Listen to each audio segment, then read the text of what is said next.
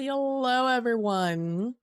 And welcome to another stream. Sorry, I forgot to turn some stuff on.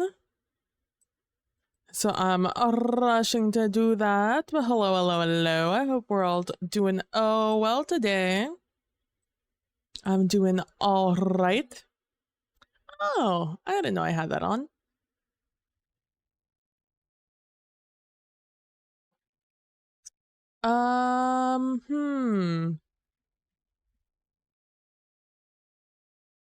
Guess we're just gonna need to put this guy down a little bit. Hello. I hope we're all good today. Welcome to stream.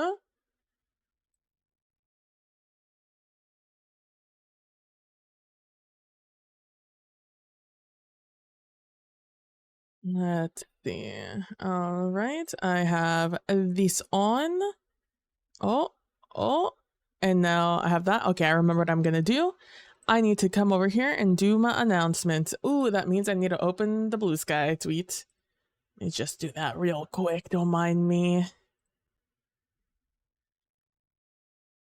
Come over here and I just grab that link real quick. Come over here. Look, you know, why work harder when I can work smarter? And I do this. Who needs a bot when I can be my own bot? Alrighty then, we got that done. We got that done there. Let me just make sure this is all on. So I don't have to switch over onto the Discord. All right, is there something else I should probably have down here? Probably. I don't know what's usually down here, but I'll put Spotify down here. I have like a soreness. Like my throat isn't sore, but I feel like I have like the beginnings of getting sick because like a part of my throat is sore. But it's been sore for like the past couple of days, so like I don't know what's up, you know? So hi, welcome. Hello. How are we guys? How are we doing today? I was pressing buttons on a different screen that wasn't this one. So today we're going to be working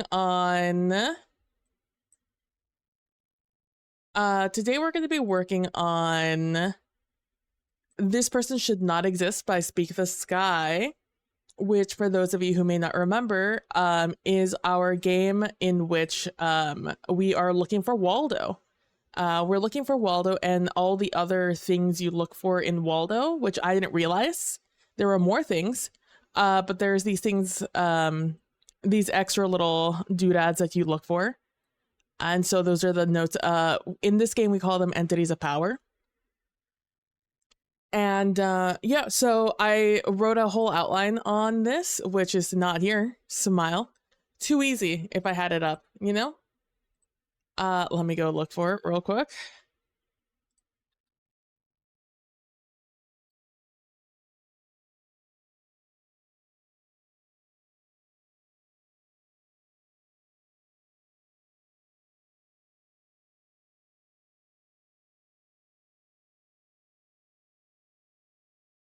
I have This Man Should Not Exist. Hold on. Let me mid-max what you guys can see on the screen real quick.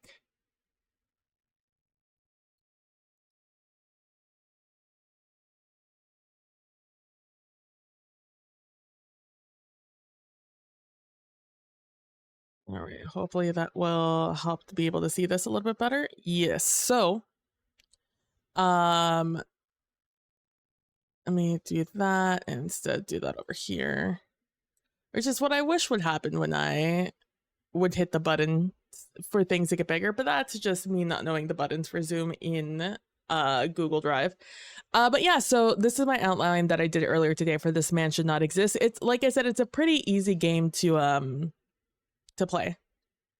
It doesn't have a lot to it. So again, you play this using a Where's Waldo book.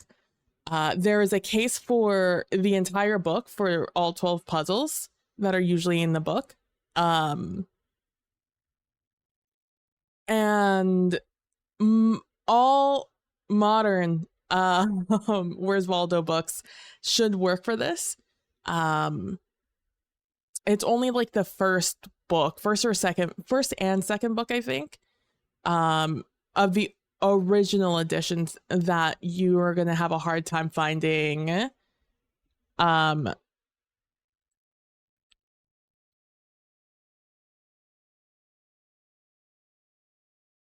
Hold on, my volume is not in a value of 5.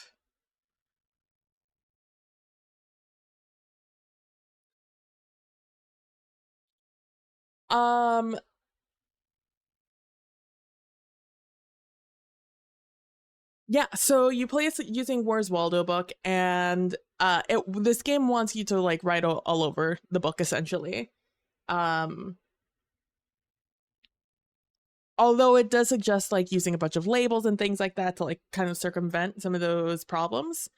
But because that would rely on writing on very small pieces of paper or labels or such like that, with my handwriting, as someone who doesn't write with their hands very often anymore, I just know personally in my heart of hearts that it's going to be better if we do this.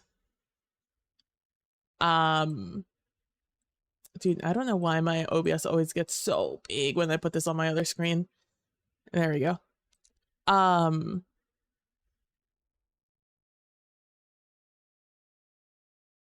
Yeah, I just know that digitally this is going to be a lot better and a lot easier for me to set up, to be honest with you.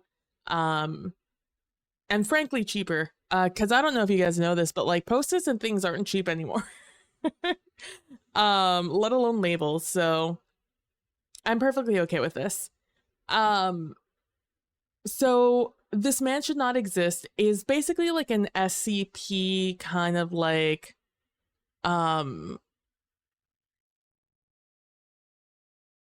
occult game in which you are in charge of the cases you're a part of a secretive organization that deals with the occult threats to humanity. What you do is you detect, you study, you contain, and you destroy these threats. So this case in particular is The Man Who Should Not Exist. It is a person-shaped entity who conducts rituals, we believe, in service to a greater being of terrible power. Underneath the Man Who Should Not Exist are his pions we call the entities of power. They assist the Man Who Should Not Exist, but they will also have their own individual goals and purposes to wreak havoc. So those are some issues those are the issues we're dealing with. That is our case. So our task is to review and annotate key images, photographs, stills taken moments before a critical event occurred, aka the reason we're looking at this case file. How you play the game, very simple. You get the puzzle. You cover up, each puzzle has like a little description of like where you are and stuff. You're going to cover that up with like a puzzle note, or in this case, just like a square, a solid square of some color. And then you're going to write the case notes involved in the PDF. So down here, We have all of these are case files. So this is for your first puzzle, second puzzle, third puzzle, fourth puzzle, fifth puzzle, sixth puzzle, and so on and so forth until you reach the last one, the 12th one. Your first goal is to locate the man who should not exist. And once you find him, what Waldo out here doing that he got secret organizations trying to erase him? Wilden is what he's doing out here. Sphinx, what's up, Sphinx? I hope you're doing well today. He's out here causing pure issue.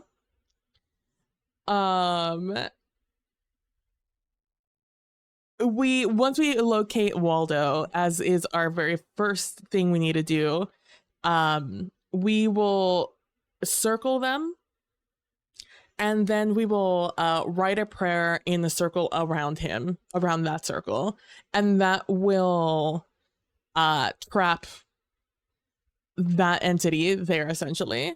Because the man who should not exist, though in an image, does not have any influence on us, that does not mean he is not still dangerous even in images. So we do that to make sure that, hey, it's not going to cause us any harm.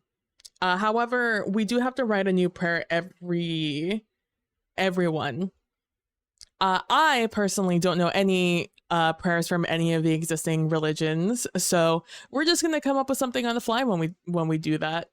We have to write a new prayer for every puzzle, so man, good luck to us, huh? Our second step after we find the man who should not exist, aka Waldo or Wally, depending where you are in the world, we're locating the 9 entities of power, and that is that these down here. We're gonna locate those 9 entities of power. Again, we're gonna circle them. No prayers needed in this occasion. They're not that strong.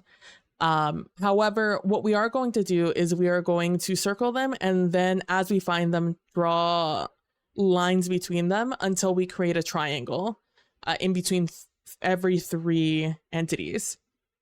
So by the time we find all 9 entities, there should be 3 triangles that we've created in the puzzle. And then last but not least is step 3. It's the persons of interest. There are persons of interest in each case file, and we have to find them inside these triangles that we've just made between the entities of power. We apply the label, we annotate them, and we discuss and we answer the question presented to us in our case file. Extra things we do are in this game, the addendums are things you should know about the man who should not exist, as that the man who should not exist contaminates places, objects, and people. That's what makes him so dangerous. Just being in the same vicinity as the man who should not exist is basically a death sentence already.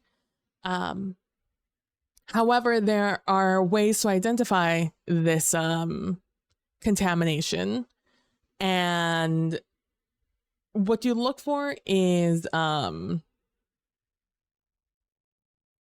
essentially people who look like Waldo. That is essentially what the contaminants are, is the classic red and white stripes on individuals. And once you find them, what you do is you either create a rectangular kill zone border, or in humans, you obscure the head and face, so as to not continue to contaminate, with his stuff. So, that's the game. That's all you do. You got it. We got it in one. If you guys have been here for a little bit, I have been struggling to figure out how the fuck I'm gonna do how I'm gonna do this, because like this part, the puzzle part, that wasn't difficult for me. The difficult part was circling and then putting text in the prayer circle around them. That is where sounds like fun. I think so. I definitely think so. Trying to figure out how to circle them and then write that prayer has been the bane of my existence until this past Friday, Saturday, Friday, Thursday, Friday. You told? Let me let me look at my calendar. This past Friday, when I was over on my good friend Trooper SJP's channel, where we were playing some Microscope, and Trooper used Figma for as our tabletop of choice for that game, because it's a lot of just like writing and like creating a timeline and stuff like that, and like we all have to be able to write on it. And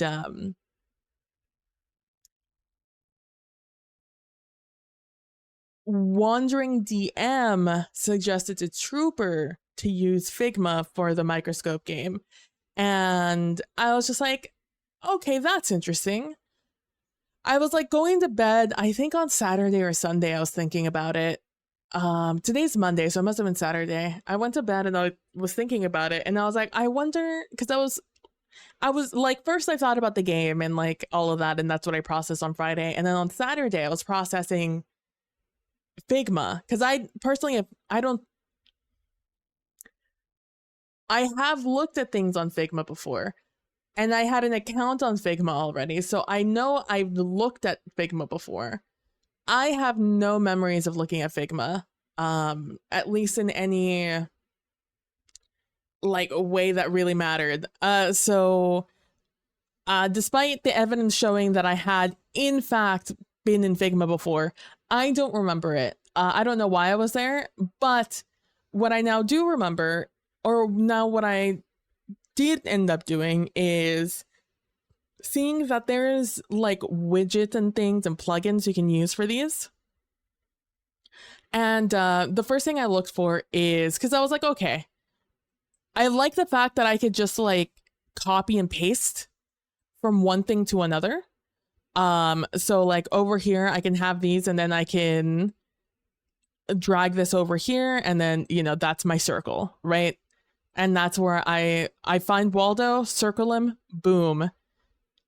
And then it's like, okay, now I have to do some sort of text input, right? So I'll grab my text input, copy it and paste it. Then I will type something, you know, hello, this is my prayer. Go away, bad man. And then we'll put a little space at the end. And now that we have that, I can go over to the side and I can use a plugin that I found that makes my text go into, turns into a circle.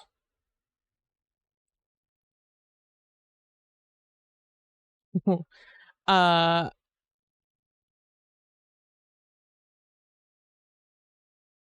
we're gonna continue to do that. Radius of circle. Let's see, that means our text needs to be a little bit smaller then. A little bit smaller.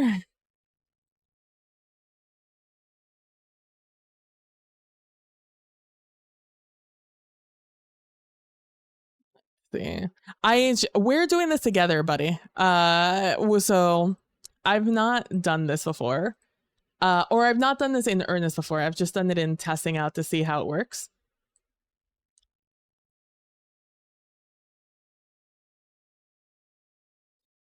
Okay.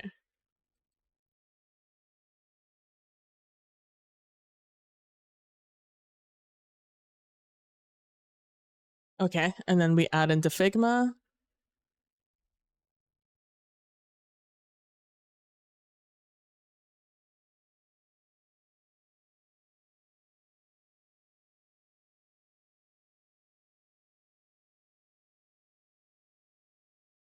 Oh, I now have to pay for this plugin if I want to do this. What are the chances there's another plugin I can use? Um, that's the one thing about this that I am looking at is paying for it.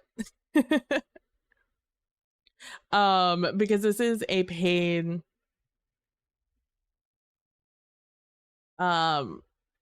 this is a pay for it thing. Now here's the thing.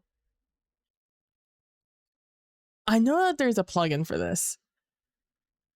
But if there's a plugin for this, there must be something, right, for me to do here.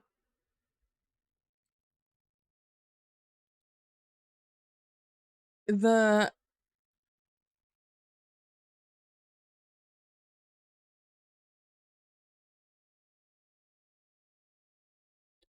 technology must exist. Okay, so I know what the technology is here. Because what it ends up doing is it takes every single letter and it individually places them around the place. That is what the technology is here. We may just go back to doing what I originally wanted to do, which was just pre-writing a bunch of prayers. And just doing the circle anyways over on Clip Studio, because Clip Studio will just do it. But overall, I like this because it's a large thing here. Oh, here we go. I forget that it throws it up here. But yeah, so if you can, oh, you guys can't see. If I do this, if you look over here, every single letter is individually placed or created. And I now see how that is done.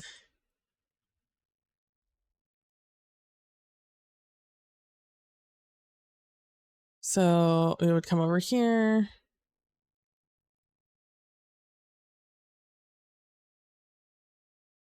Let me grab the whole thing.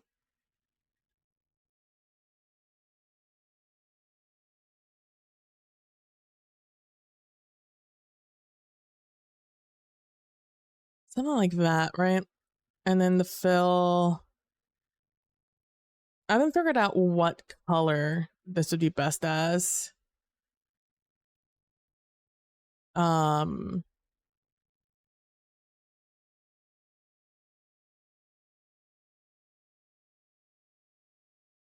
do something like that. Don't love how small the lettering is.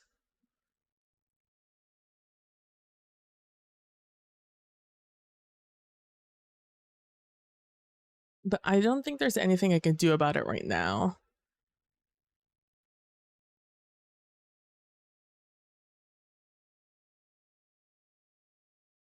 Well, let's see. Maybe it won't be. Oh. Oh, there we go. Maybe I make this a little bit bigger.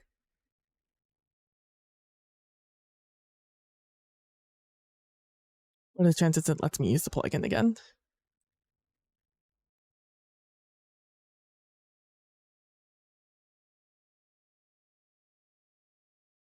Okay, so I can do more radius. Okay, that's neato. I almost think it might be charming if it looks a little bit wonky.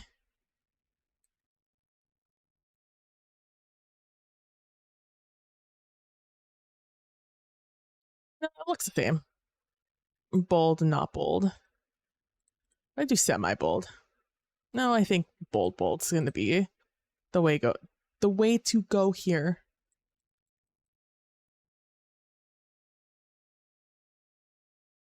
Thing is, it just gets big, or like it's real tiny. It doesn't matter what the size of my font is if I do this.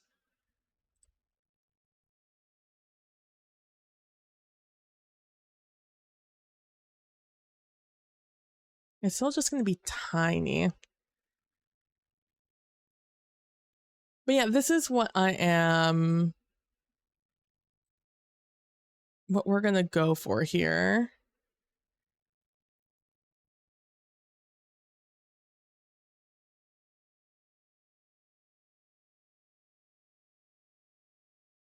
There we go. It just gives me no prompt to let me know that it's happened.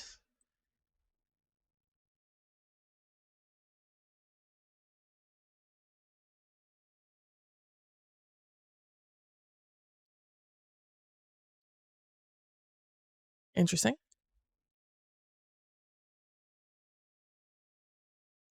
And yeah, it's just gonna be the same thing, right? Just, oh, well, maybe not. Okay. Okay. Okay, we can work with this. This is workable. We'll do this. It's not like it's super important, you know, that it's super legible. I think it's more important that it's legible at the moment we create it. Can I just do that? I can.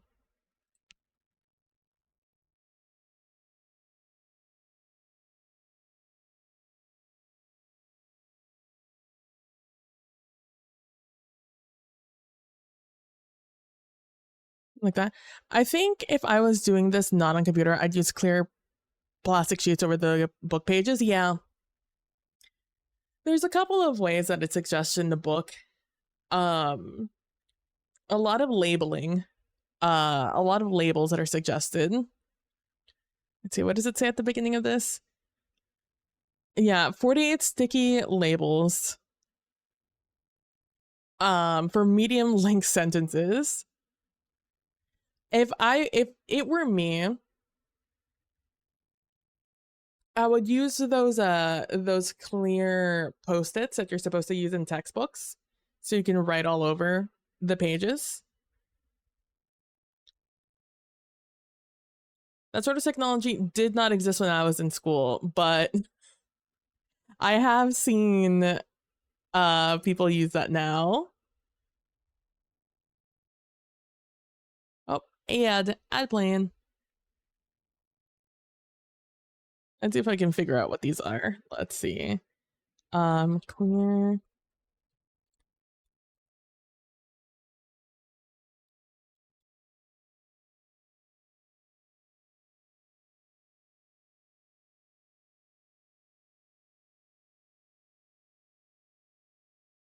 Making sure nothing here is going to traumatize us. Yeah, like I would like maybe look for some of these that are already circular shaped. But I was thinking more these. Uh-oh. These like transparent note, clear sticky notes.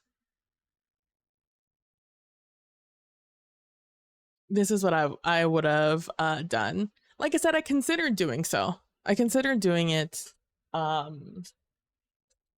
for my note taking or for doing it.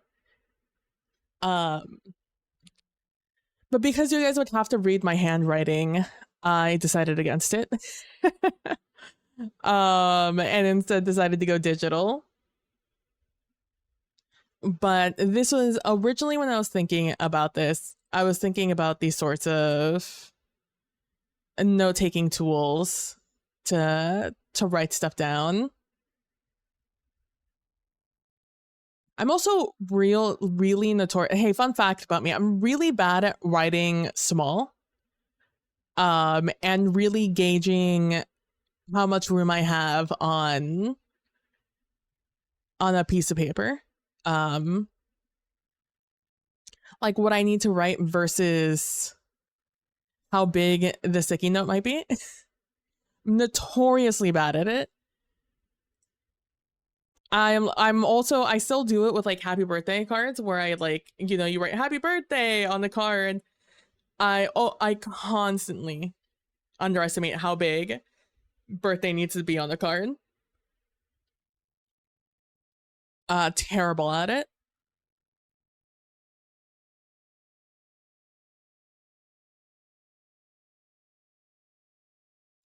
I still just don't know what color is going to like pop out here. This didn't save my effects. Interesting. It did before. Hmm. I'll do some drop shadow so it has something in the back of it.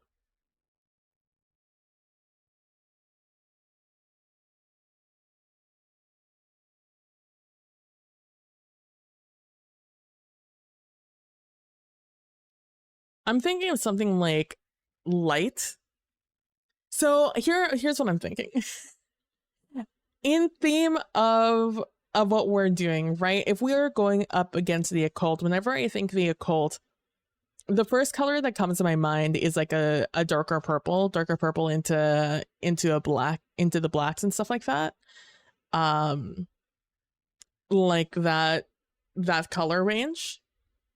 And um when I think about if I'm going to fight the occult, and if I'm thinking about that in a from a color palette standpoint, I'm thinking about like more celestial-esque colors, right? Like bright the whites, the light blues, not so much the pastels because I'm still thinking bright, and something that will stand out. Like the yellows, the golds, and things like that. So when it comes to doing the coloration of this prayer, those are like the colors that I'm thinking of.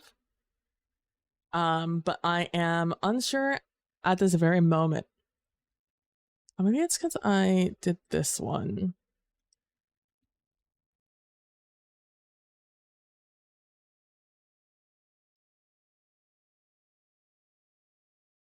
You just do that one.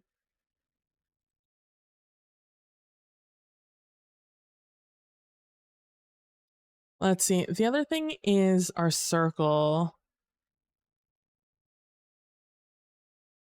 In that same vein, I was thinking of doing a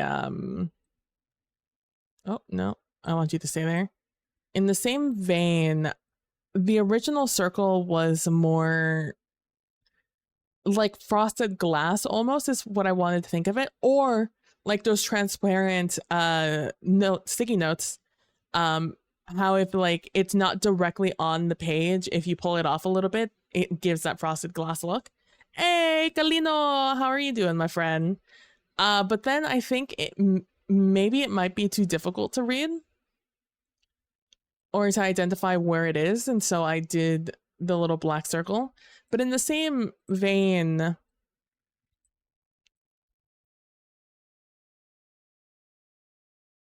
it's like that is definitely easier to see, but that feels a little bit more like me putting a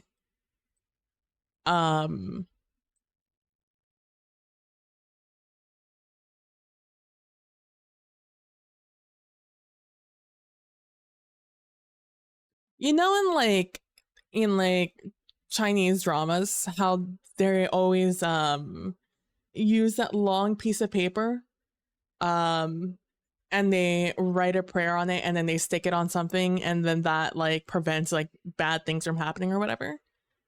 I think they're talismans, but and stuff like that. I'm thinking about it sort of in that manner, that like putting it on the like a sutra or a talisman. Yeah, exactly. So I'm thinking about it from like that kind of perspective of having like it's bright. It's always like on a white piece of paper. It's never dyed anything else. It's just basic paper. You scribble something or the prayer on it, and then boom, you somehow, some way stick. You know what? Now that I'm thinking about it, how do they stick it onto things? Is there like a little like? Is there like tape on the back, like double-sided tape on the back of it? You know, I'm now that I'm thinking about it,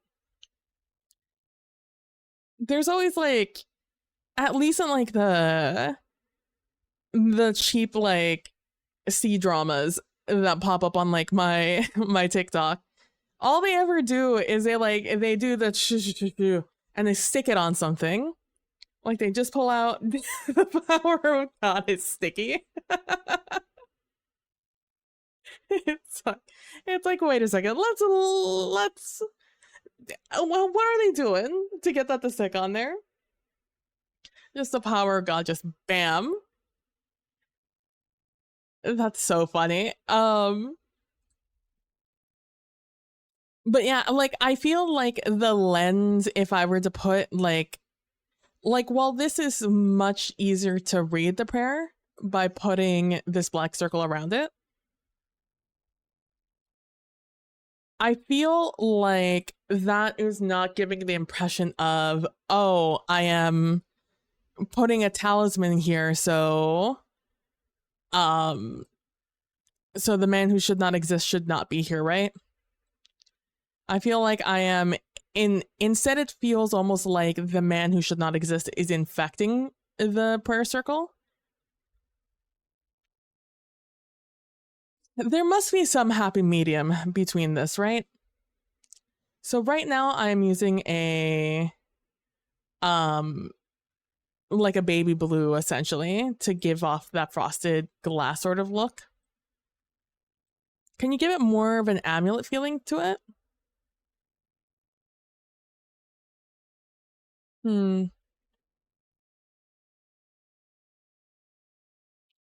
Let's see. I would have to do the circle myself in that case, which I'm not terribly opposed to. It is just something I would have to do. Because through this, I'm sure there's ways to do it in this program. I don't know anything about this program enough to like and do some fancy shit. But I could go in and make my own donut. I know that this shape has its own name. I don't know what it is, so I'm gonna go ahead and call it. I think maybe it's like a torque. I don't know. I'm calling it a donut. Um, I could go in and create its own thing and give it like a border and stuff, and that would definitely help with creating the differentiation from the back to the front. From the foreground to the background. Let me use my words. From my foreground to my background, it would in fact make that a little bit simpler.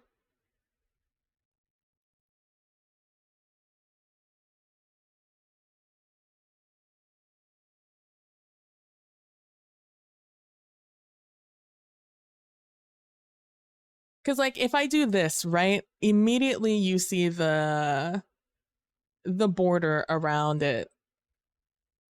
When I'm highlighting it, you can see that circle a lot more distinctly. Like the middle has to be open because that's where I'm encircling Waldo, right? That's where we're trapping him. And resizing this in this program is not that difficult. Oh, speaking of resizing things.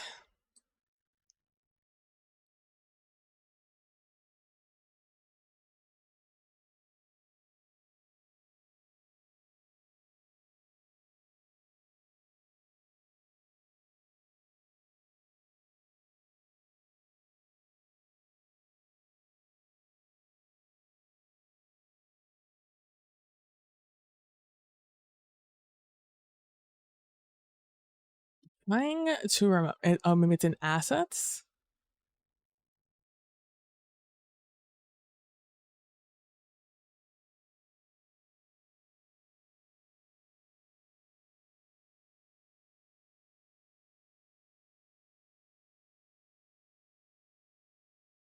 How do I add a picture into this?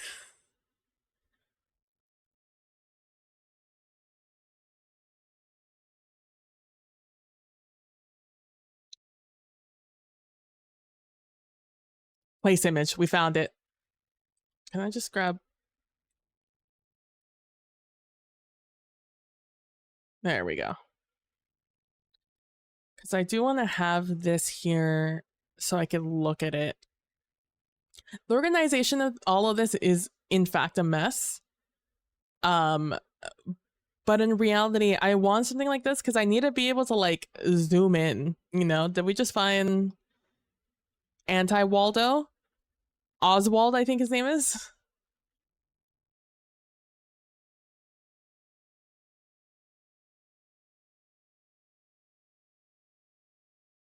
But yeah, it's in an effort to be able to see for all of us involved, I need to be able to zoom in and everything move with me.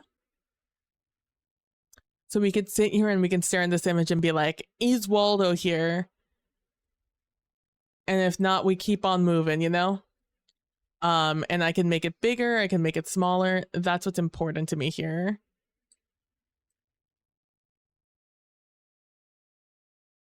Which is what I value the most out of this program. And the fact that I can then like come in here and be like, okay, now we're looking for Eigengrau. And now I have those notes up.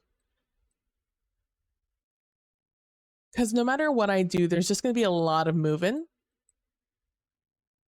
You can't stop Waldo. You can only hope to contain him. Only hope to. Because, oh boy, the story of this game is, ooh. It's Waldo's version of Zoom, the reverse flash, yeah. We have our own Eobard Thawne out here. Truly the biggest hater of them all.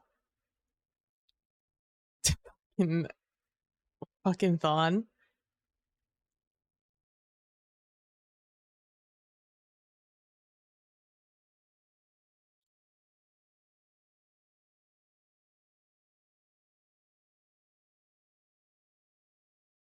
What I would have to do is resize this window in the stream. Let's see. Let me zoom this in so I could see exactly what my boundaries are. Oh, it's like a 4x3. I hate that for me. But because I'm going to be writing and shit on this,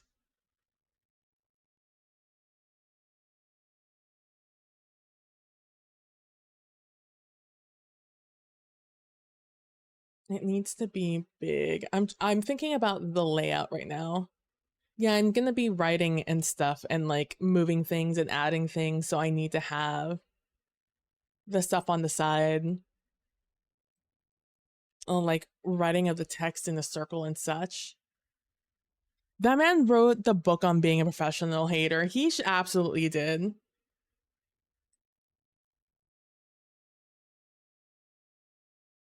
Because this will be blown up then. And it's a 4x3. I can push it off a little bit more to the side. So you guys don't see in my sidebars of where I'm, you know, all the variable work. All the stuff you can only half see right now. And then I have me here. Game night, name of the game above me. Is there anything else I would want for this game? Like I said, this game is fairly no. Like most of this game takes place here. There's nothing else I really need. I'm also gonna need to create lines.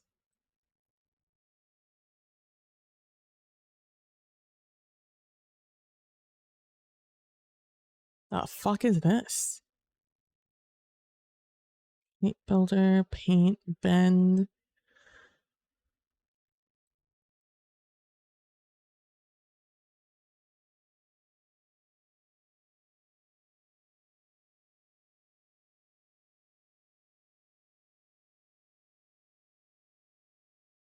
The fuck do I do with this?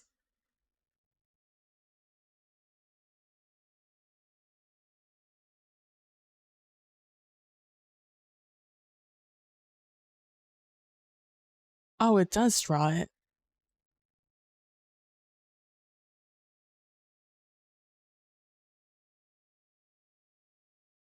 Can I make, is this the way to, yes it is.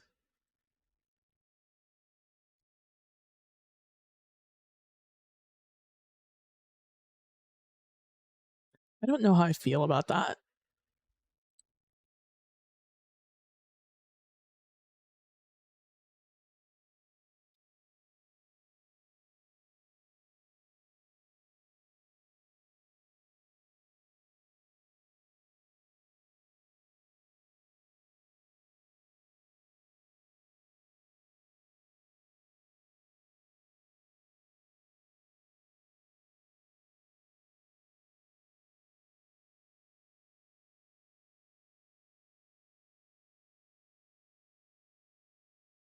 What am I supposed to hear? Is it just because I'm on the vector layer?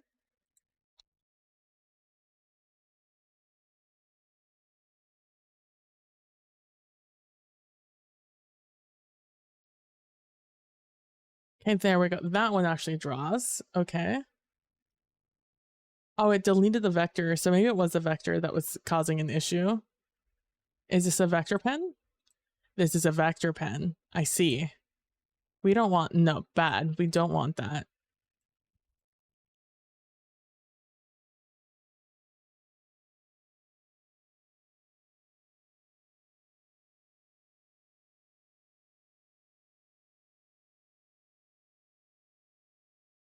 Um,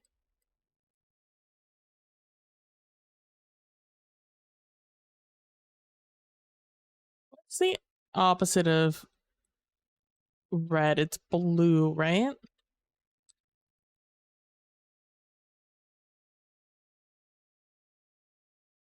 It's a little too hard to see.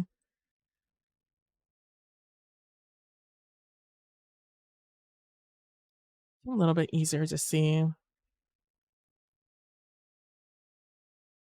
So what I would need to do is I need to circle and then go to something else, circle it over there. I don't like that reality bending it's doing when I do that.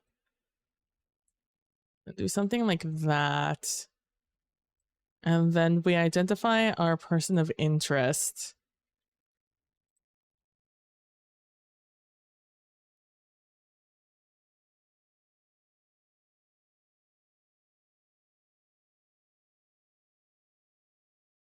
It feels weird. I don't like how it worms its way around. Maybe an image of Waldo off to the sides for decoration. Ooh, I like that. And then do the same thing where I as this guy where I cross off the eyes. I like that. That's a good idea. I like it.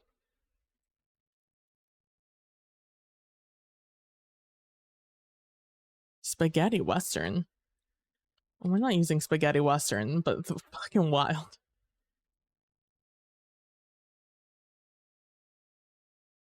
Hard boiled. Rom-com. What are the names? What are the fuck are these names?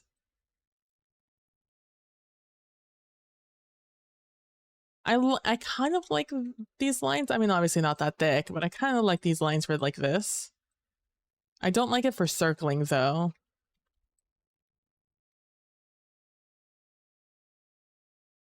I do want it to be a little scratchy, so it has the appearance of a honky tonk. Of a scratchy pen almost. Using the John Madden method. Absolutely.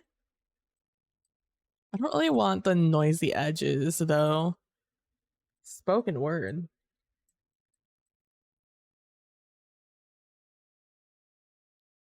Do up.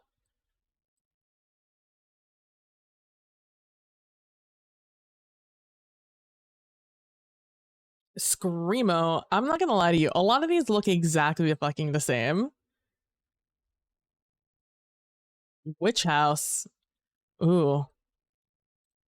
Okay, it's not laggy. It felt laggy. Melodrama. Oh, melodrama by Lord.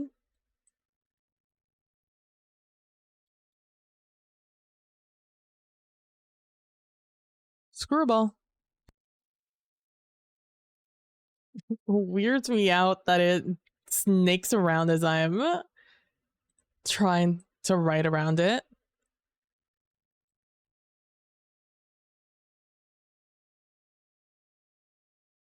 VTT.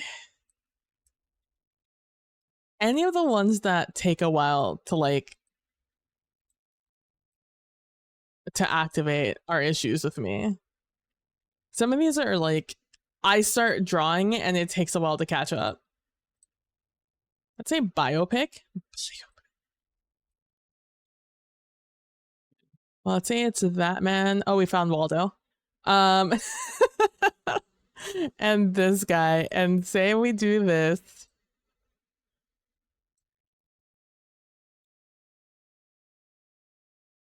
At least I think it's Waldo. That's it. We'll go that guy, and this woman here. I'd say those are our EOPs.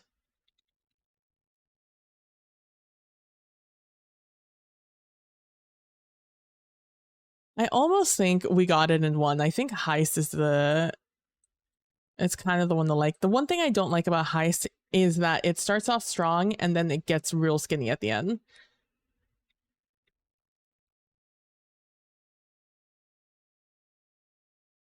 I like everything about it except that. I want you to know I've been trying really hard not to look at the puzzle that hard so we could do, because tonight I also want to do a test run of the game using this one because I don't like this image because of the crease in the middle. I found an Imgur link with a bunch of puzzles on it and I was like, bless, it's gonna make testing this out very easy to start with.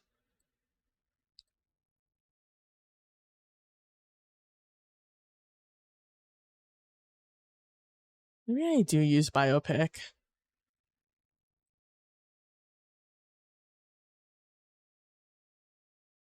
Let me do this. And then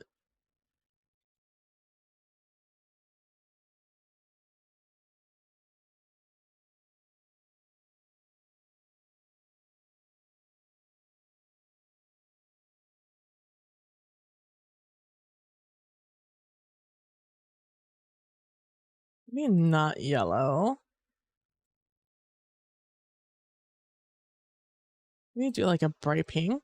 No, that also doesn't stand out that much. Some of these puzzles are fucking impossible to look at, by the way. That's always been one of the things I don't like about Where's Waldo is how goddamn bright or how damn busy some of the images are. Like it hurts to look at them. So I'm going to be picking and choosing, I think, some puzzles.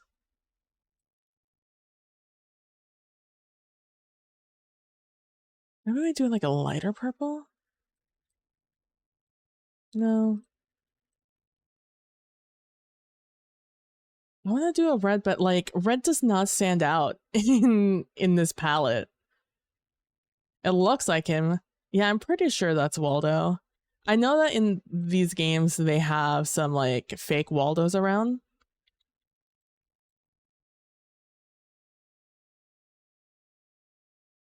Yeah, it looks like purple is like the one color they don't use a lot in these prints.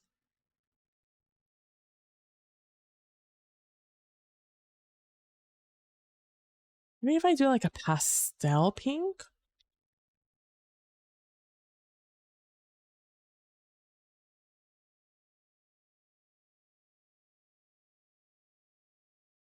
That's not very pastel.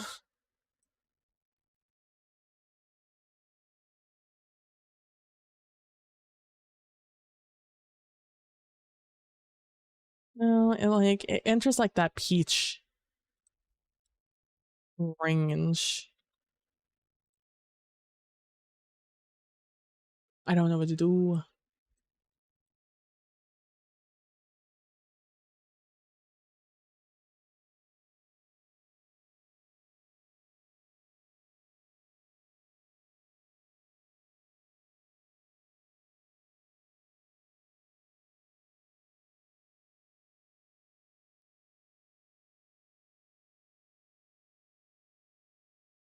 Because here's what I'm on.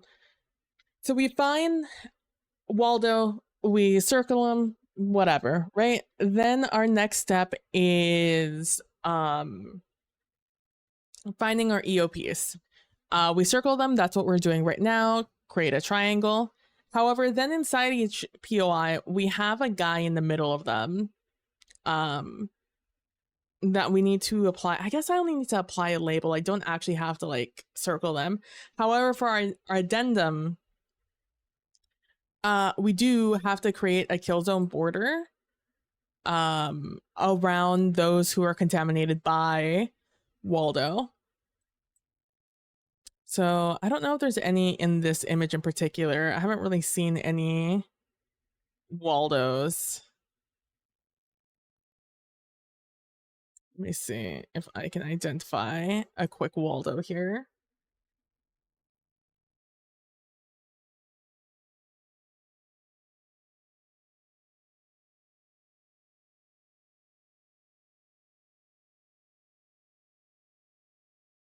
I picked this image in particular also because it's not modern. I'm going to be looking for a lot of the modern looking puzzles. Even though I believe this is just like a recreation. It's like we're at a Ren fair, essentially.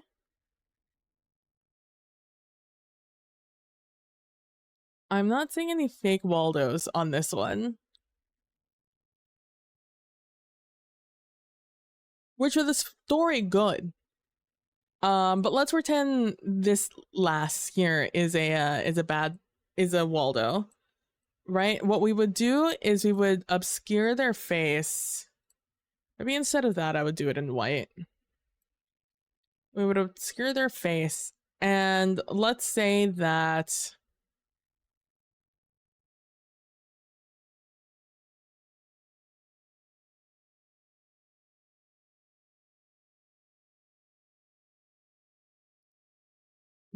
maybe I just do it in white. This exists, and that's Waldo coded. Or let's do this one. Let's say this is Waldo coded. This is against the Geneva Convention. And we here this becomes our kill border. Anything in this has been contaminated. And anything there is going to have to be. There's a video game like Where's Waldo called Sophia the Traveler. I saw other doc playing it on stream and I tried it yourself. It was pretty fun. You're generally looking for a variety of things rather than just one person. Ooh, I do like a good look for 'em kind of game. I don't know what the genre is called.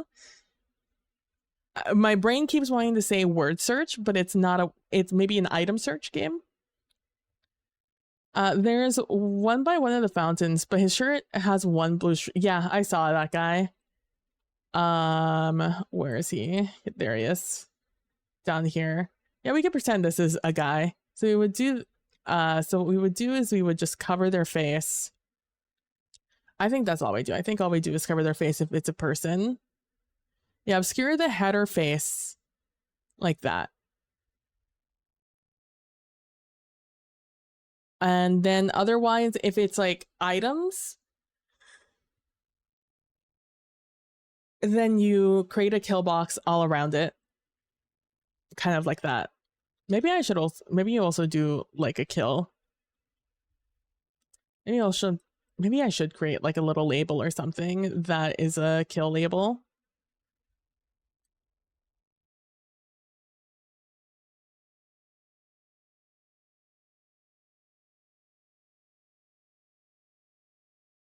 How do I get out of draw mode?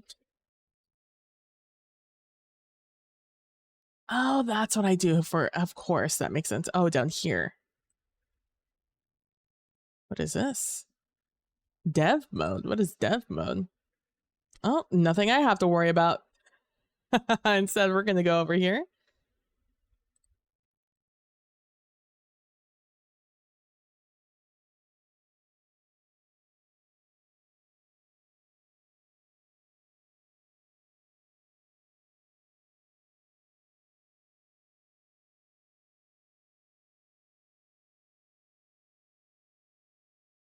Here we go.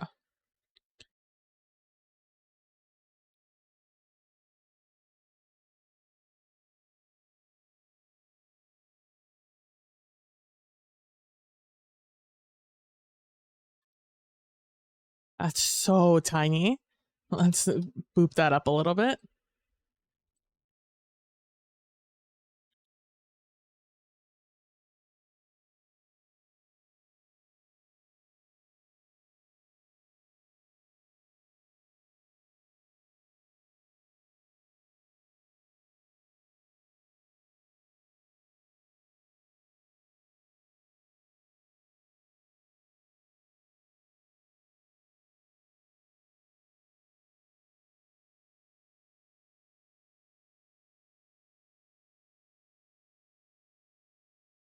If it's an item, everybody gotta go. You shouldn't have come outside today, my good person. Yeah.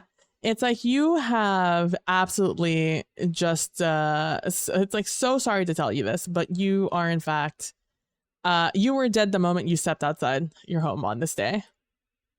So sorry to be the one to break it to you.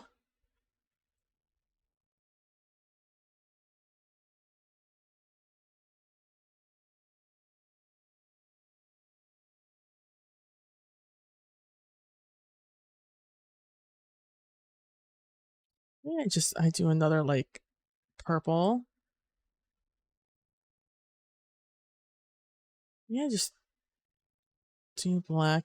It's one of those things that it's probably one of those things you need people to be able to read quickly. Oh, you know what? Then I should probably just create like a background here. I feel like red is taboo, so I'm trying not to use red because like obviously Waldo is in red, and I feel like it would be seen as something that's being contaminated. I'm looking up what the opposite of.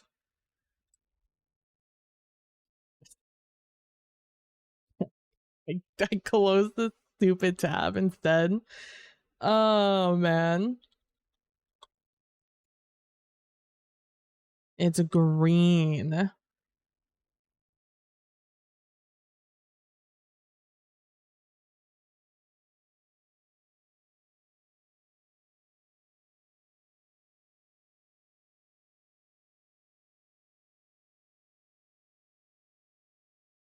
It's just notoriously hard to look at. Um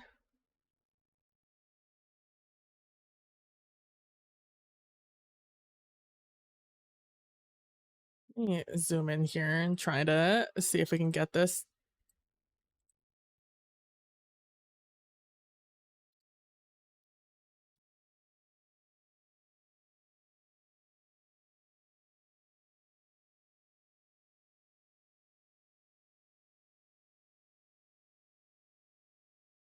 Just make it disappear. Now you see it, now you don't.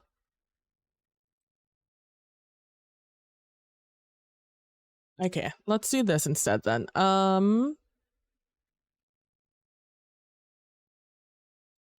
Like you to no, let's do multiply. We're gonna do that to 100. Oh.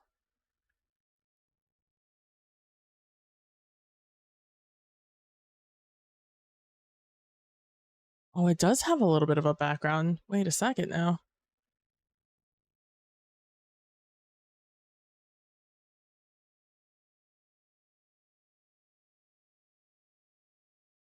Do that.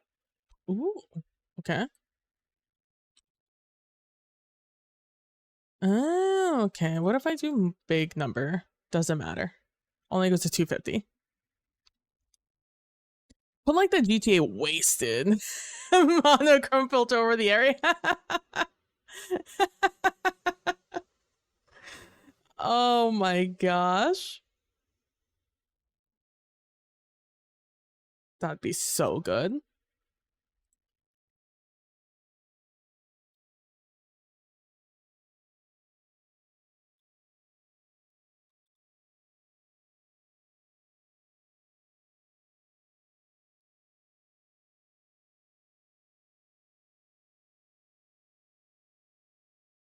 Let me come back in here. Let me work on this drop shadow again. We're not going to do that.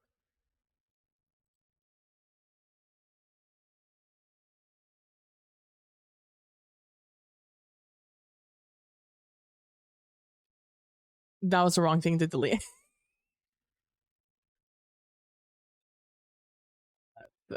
Delete that one. There we go. This is what I want. How do I make you bigger? Is it this? Can I do that? It is that. Okay.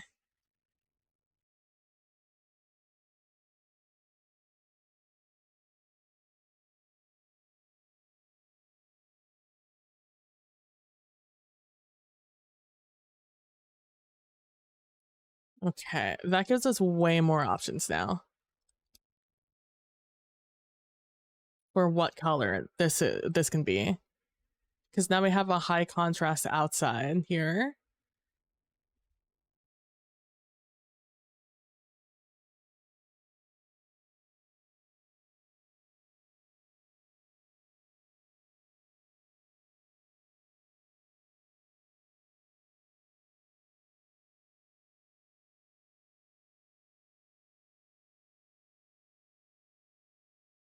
I almost broke something, but I didn't, and that's what matters at the end of the day. You know what it is? Not broken.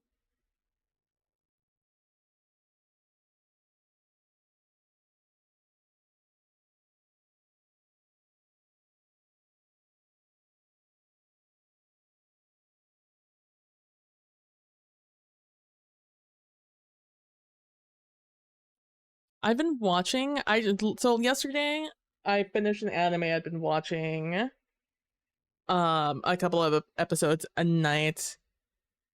Oh man, God forbid I remember the name of anything before I start talking about it.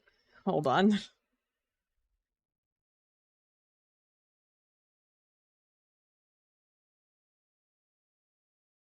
Nope. Nope. What's the full name of this? The Wrong Way to Use Healing Magic is what I finished watching yesterday. It's a pretty good anime. That's a pretty good one. I'm actually really hoping that they do make a second season of that. Because they really set up a good, second season. I've heard of that one, but haven't looked at it yet. It's pretty good. I have been enjoying it thus far. I didn't think I was gonna like the voice actor for the main character. I thought it was a little too, because I always watch dub. Hey, let me preface this by saying I always watch the dub. If there is a dub available, I am watching the dub. I just prefer it. Quite frankly, I prefer watching dubs. So, watching the dub of it, I didn't think I was gonna like the main voice actor, but it grew on me pretty quickly. The way he played the character, and it really gave that character a lot of character. So I think that's what really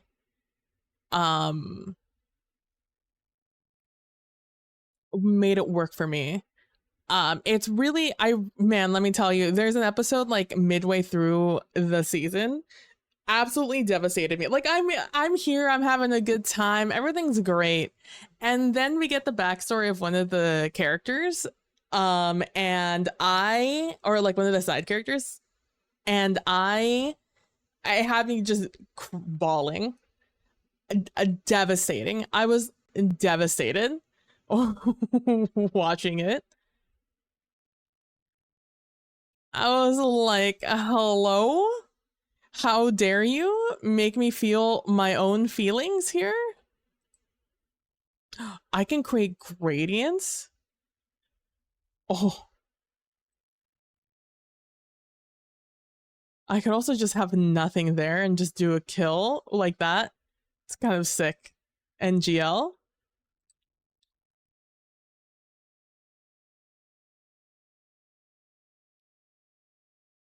Hell yeah. About to get PowerPoint circa 2006 out here.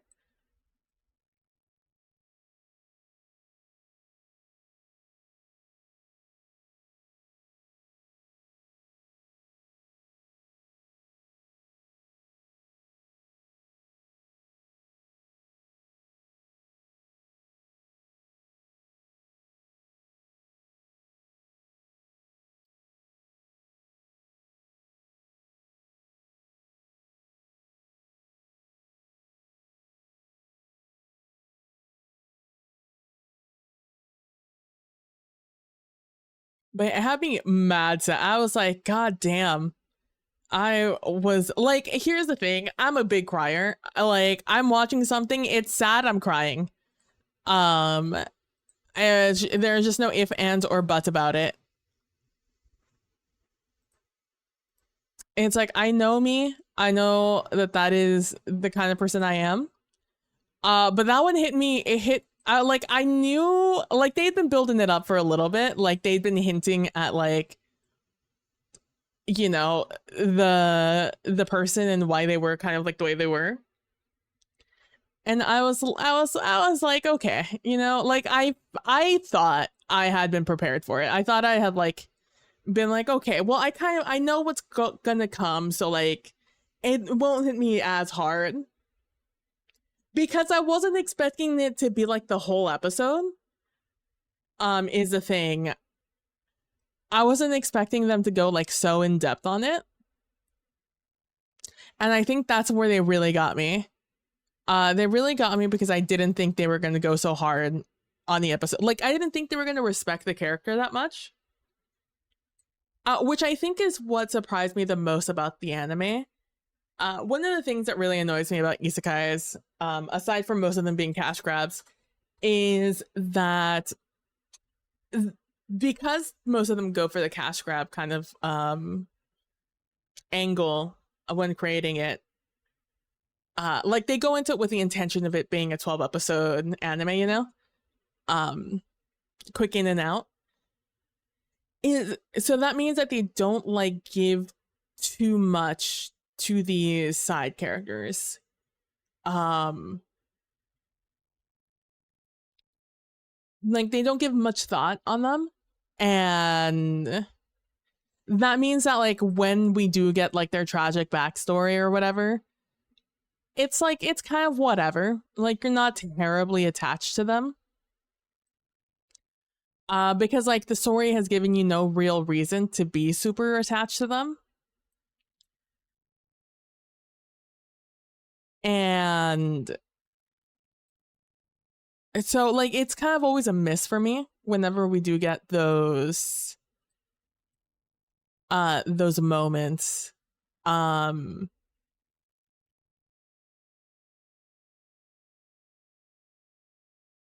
It just looks so much better, but I can't do the red. And I just need to like get over it that I'm not going to be doing the red.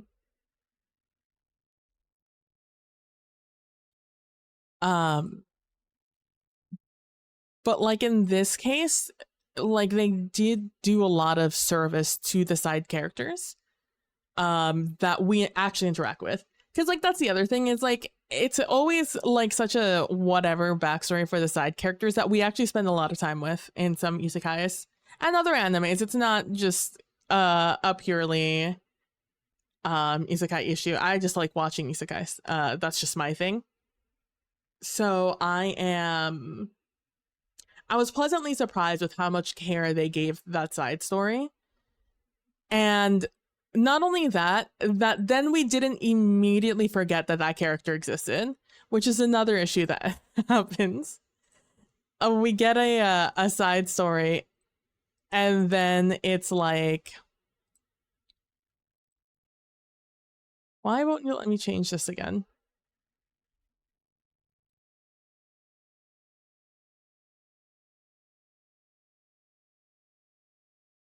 There we go.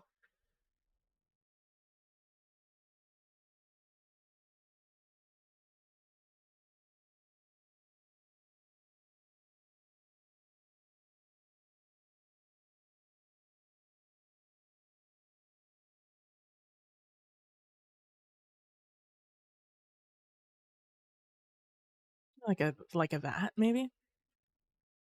It's giving me like big, just like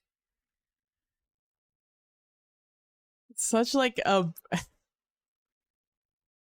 I'm telling you, it's circa 2006 PowerPoint is what I'm doing out here. We're working with some word art. But yeah, they did a lot to just make me care about that character. And then they didn't immediately forget about them as soon as that was over. Like they met their quota on that character and then we just never saw them again. Oh, or like in any significant way. No, they just continued to be very significant to the story after that, as is their place as a side character. A very important side character, but a side character nonetheless. Whilst there's still being side characters that we didn't look into, but there was like personality. Like there's one character that I was just like, oh man, we just shoehorned this character in for like a romance story for one of the characters in the future. But like it was actually a really sweet it was actually really sweet, the like progression of it. Because they are truly a side character that we never almost see. They pop in like maybe once an episode for like a solid 5 seconds, and then like that's it, you know?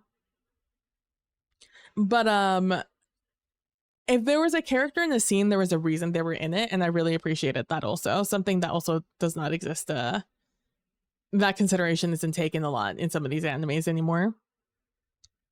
Sam, I enjoy isekais. Yeah, some isekais seem to only exist for the pleasure of the MC and nothing else, to the sacrifice of the story, yeah. It's like, oh, the other anime that I really enjoyed that I watched lately.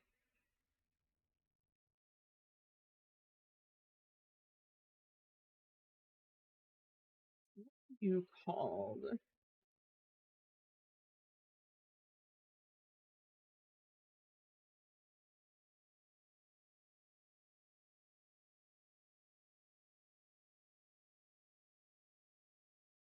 Oh, did I tell you guys that I finally finished as a reincarnated aristocrat? I'll use my appraisal skill to rise.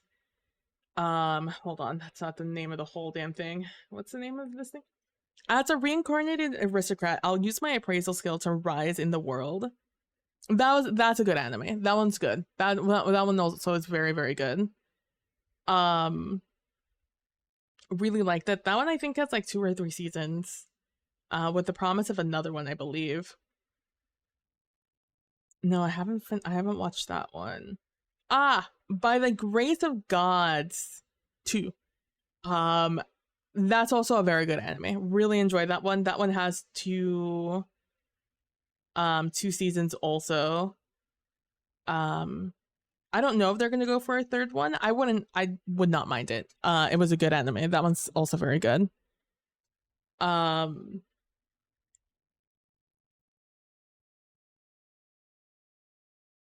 love By the Grace of God. It was very good. I've seen a few that have that premise. Yeah, it's good. Yeah, I've been looking the aristocrat one. That one is, I think it's all in German. I believe I think that's like one of the dubs. All the names are German, I think. So that one I watched all subbed because it doesn't have an English one. I think it might also have a Brazilian dub, but like Brazilian Portuguese. But I don't. So here's the thing. I was gonna watch it. There was some anime. I don't know if it's that one. There was some anime that I wanted to watch the dub in Brazilian Portuguese because albeit Portuguese is a very confusing language for a Spanish speaker because it's similar but very different from Spanish. But also it would be more familiar than German or Japanese. And then I wanted to watch the subs in, or wanted to read the subs in English naturally, because I don't know any of those other languages. But apparently Crunchyroll only lets you, like, it pairs them. So like you could watch the Brazilian Portuguese dub, but you'd have to also read the subs with that. It doesn't let you mix and match. Which I think is infinitely funny because, like, you know, you could watch a dub and have them in English. It was weird. I tried, it didn't let me. So I have watched Parallel World Pharmacy, which is funny because I wanted to watch. I do hear that turns into a Gunnar anime or Gunnar story in the future, but I really like that one season they gave us. I thought it was good. I watched that thinking it was going to be a different anime that I had saved. In my pictures, I have a lot of screenshots of. I get a lot of my recommendations for animes from TikTok, from watching TikTok clips, and I'll like take a screenshot of the comments where somebody says the name of the anime. And then whenever I'm just like, I don't have anything to watch, I'll go in and I will read it. And maybe it doesn't turn into a Gunnar story. I don't know. It's just what the comment said. I wouldn't know. There was like maybe a hint of like it might go that way story wise based off of the this guy is sneaky. Based off of the little bit of the story I've seen so far. I do need to like get into just reading some of these mangas, some of these light novels. Hold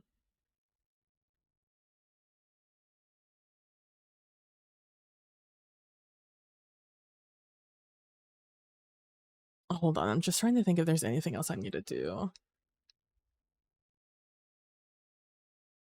Let's go into the notes. You guys can't see the notes. Here are the notes. Okay, so we have the circle. Yeah, we draw.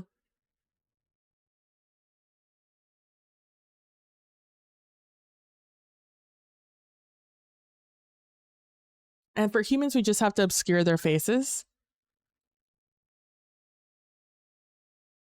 Oh, that's right. That's what I wanted to do.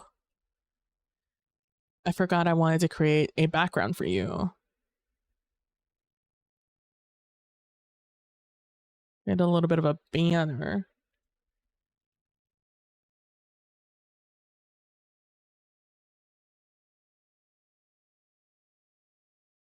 Now, why would you tell me that's the middle when that's clearly not the middle? Oh, it's because I'm... get over here.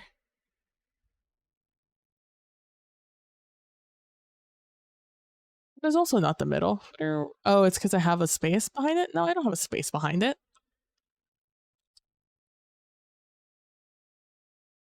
Fine. I will eyeball it. Let's do 75.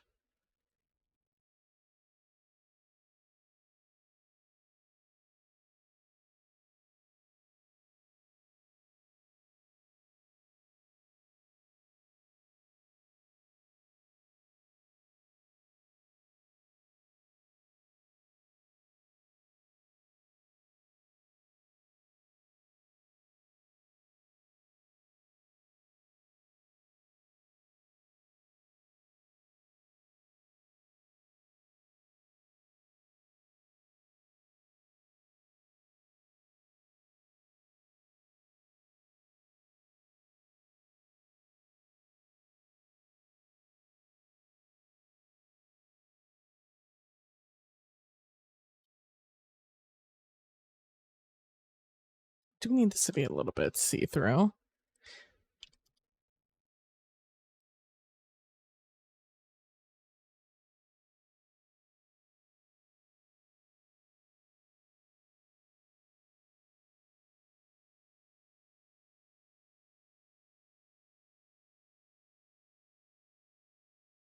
There it is. I lost my rectangle there for a second.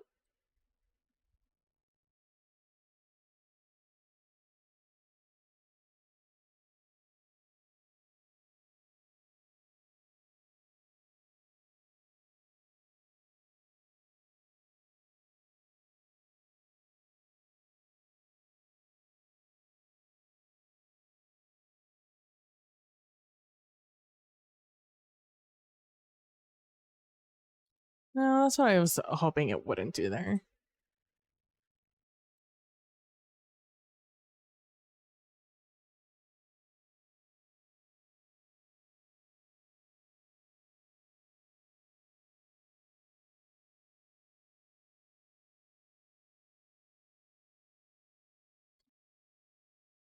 Let's see. What do they mean by gooner? Gooner is a word that how do I say this? Gooner is used in reference of saying that something is made over sexualized, and therefore something that when something is over sexualized, the people who enjoy that sort of thing do a certain act to that certain kind of content, and people who do that are typically referred to as gooners. And then it has evolved into the cultural zeitgeist of just meaning content that is made for the male gaze. Gaze as in looking at something.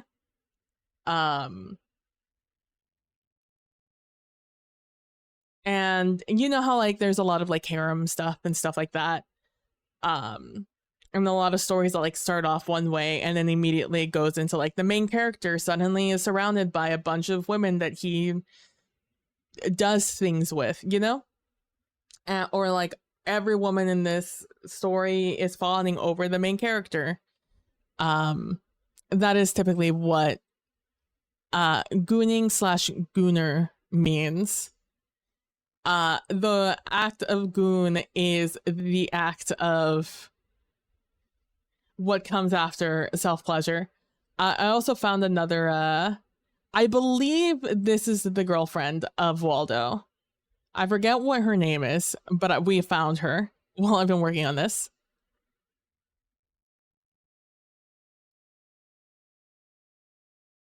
So I hear it becomes a story in which all the female characters start fawning over the main character, but I don't know because I am not I have not read it. But that's like now when people are asking about the manga, that's like one of the things people usually ask now in the comments of like, is this like a story in which there is a lot of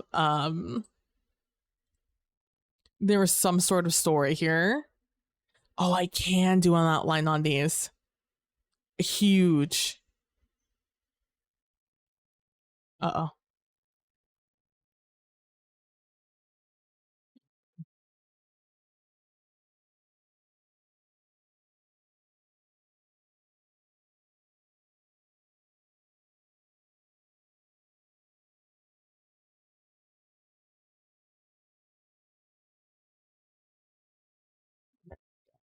What I'm trying to do is I'm trying to link these together, but I don't know how to do that.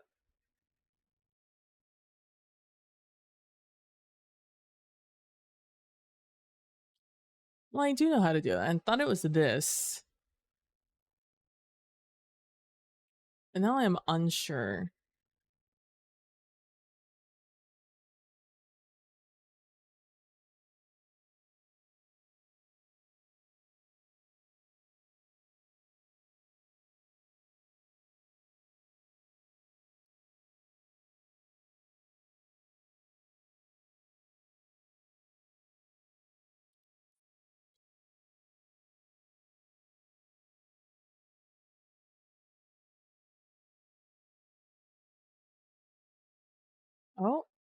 Okay. Now how do I connect you? Do I just do this now? Open this. Yes. Fuck. There we go. Fuck.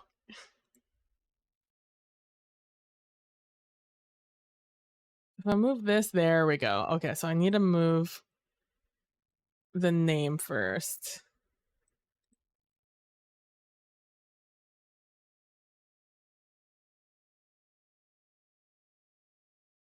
Which means that I can do that to this one. I can add a stroke here. Now we need this to be weightier. Maybe not that weighty. Maybe we do a 3? No. 4. Yeah, I'm not mad at that. I can see that, but I'm not sensing any romantic instinct from the ladies too much. Crossing my fingers. It's one of the most annoying things when it's kind of like a friendship where like you're friends with somebody for a long time and then it turns out that they've had a crush on you forever. And then when they finally approach you and they're like, hey, I have a crush on you. Would you like to date? And you're like, no, I have no interest in that in this friendship of ours. And then suddenly it 360 on you and act like you're the worst person in the world. That's what it feels like. And the same level of betrayal I feel when I'm watching or reading something and it like great story, everything's good, and then suddenly it takes that turn. I'm like, son of a bitch. Why did we have to go down this route? Main character is definitely the center of attention, but not to the detriment of the other characters' emo. That's good to hear. I'm happy to hear that. For the reasons I stated before, it just feels very like much a betrayal from the narrative when things like that happen.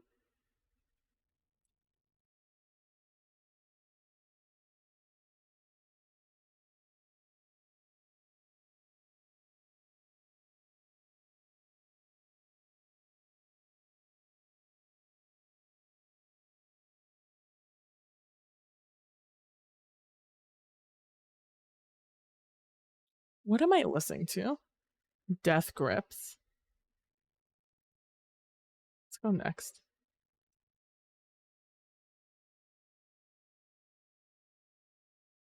I've seen series like that too, yeah.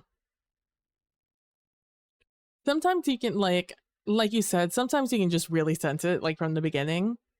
Uh and then other times it really comes out of left field. And you're like, God damn it. I didn't mean to make that a 50. I mean to just do that.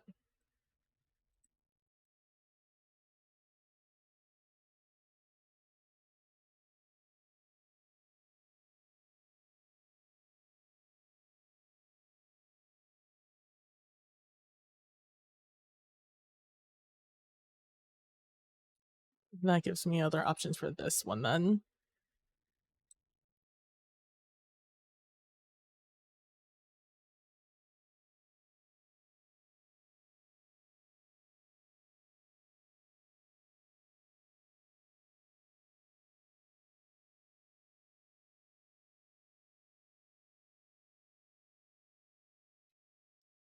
I've been recently going into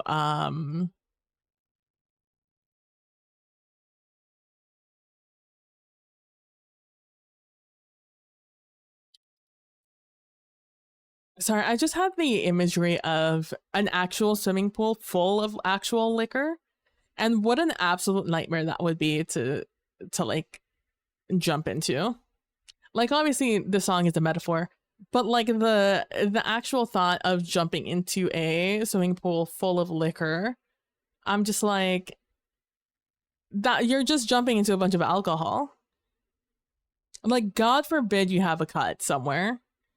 Like that would be a nightmare.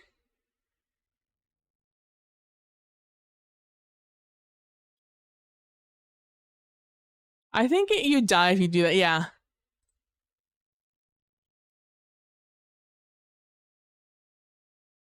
I feel like it would just be straight up the most unpleasant thing you could go through.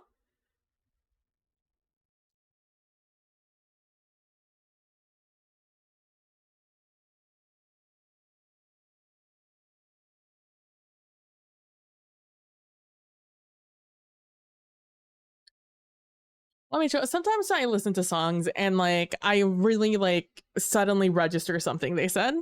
It doesn't matter if I've listened to it like a million times. Suddenly I'm just like, wait a second. What do you mean a what do you mean a swimming pool full of liquor?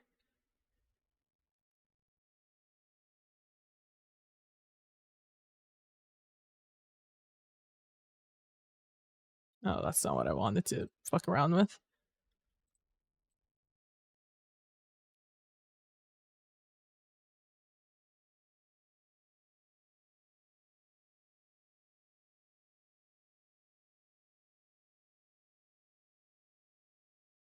Recently I've had a lot of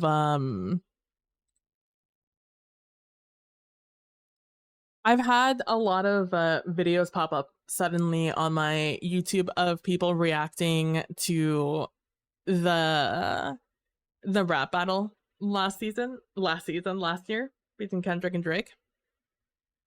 Specifically just the Kendrick stuff. Because YouTube knows I don't want anything about Drake in and or around my algorithm.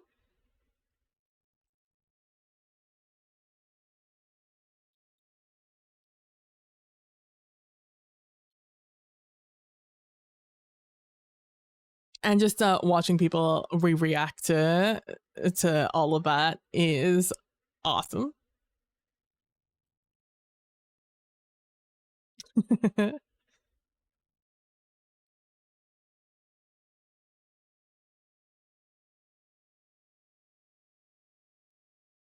It has been so good. Because first of all, I'm just like, where did you guys come from? Because like they're all dropping these videos on the day of, you know.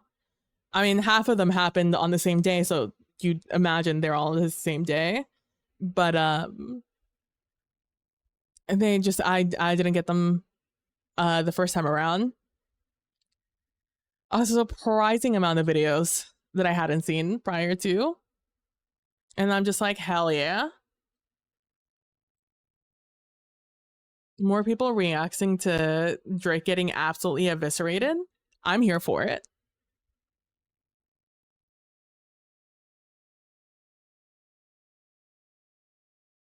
I've been sending Kid Callan was my friend that me and him, we were just like on Discord. If we weren't on call together talking about it, we were fucking back and forth in our messages, in our DMs on Discord, just being like, what the fuck, man? What is this?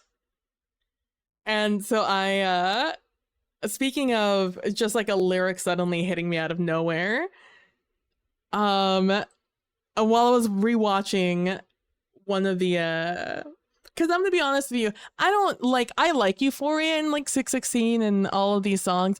I don't necessarily go out of my way to listen to them. I just because it's very dense. It's very dense music.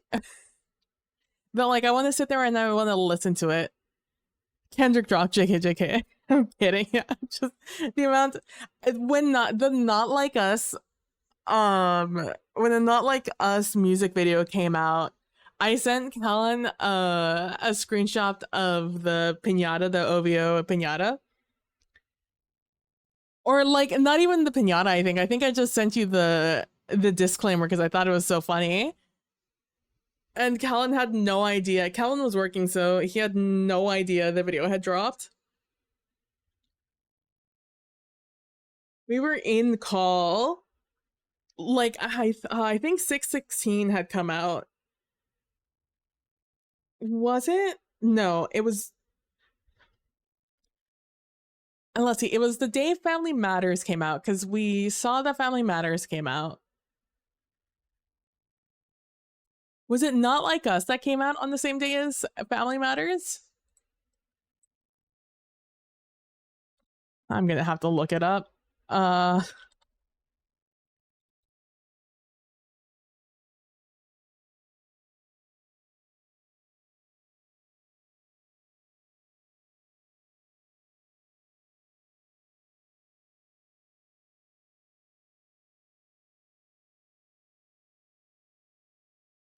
No, it was Meet the Grams. Right. It was 616. It was Euphoria into 616, and we were talking about that. Maybe 616 had just come out and we were talking about it because we were going to hang out that day anyways. And then Family Matters dropped and we were like let's listen to it.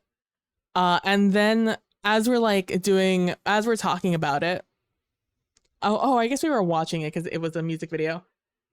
I go on Twitter because I'm looking to see what the reactions are because both Callan and I were. Yeah, it was when 616 and Meet the Grams dropped because we were both equally just unimpressed by Family Matters for the most part. Like there were some moments of Family Matters, I'll give them that, but like overall the whole song was just kind of meh. And so I was like, I was on Twitter looking to see what other people's reactions were, and then I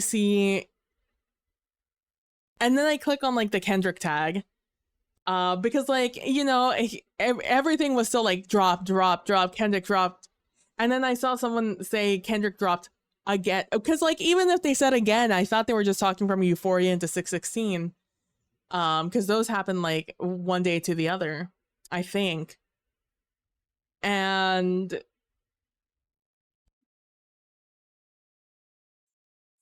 then I click on and I see people talking about the new thing, Meet the Grams, and I was like, excuse me?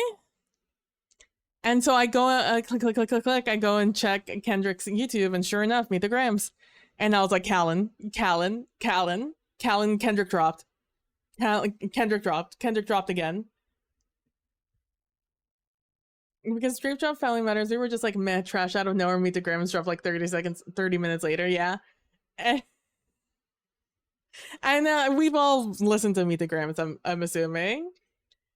And how unbelievable, because I think we were talking about how one of the reasons why Family Matters was so lackluster is because 616 was a warning, was the warning shot, the only warning you were going to get. And we were like, man, this is not the kind of response you want for, like, Family Matters is not the response you want for 616, right? And then Meet the Grams came out and we were like, oh my god, this is what we were warned. That was the warning for this. It was crazy. It was a crazy day. It was a crazy 48 hours, I think. Because like when did Not Like Us drop? Did Not Like Us drop like the next morning? I think it dropped.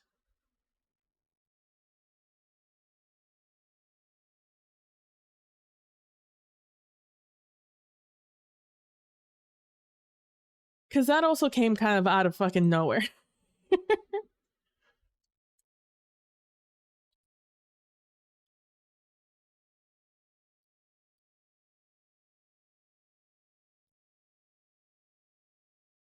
Thank you so much. Thank you so much, Google. And if anyone was curious, Not Like Us dropped in 2024. If anyone was curious.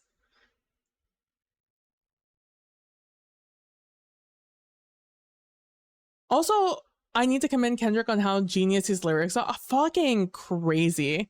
Yeah, thanks. Shout out Google. Well, let's see. Less than 20 hours after Lamar's previous diss track, Meet the Grams, came out. Yeah, no, yeah. Because that's what was haunting about Meet the Grams.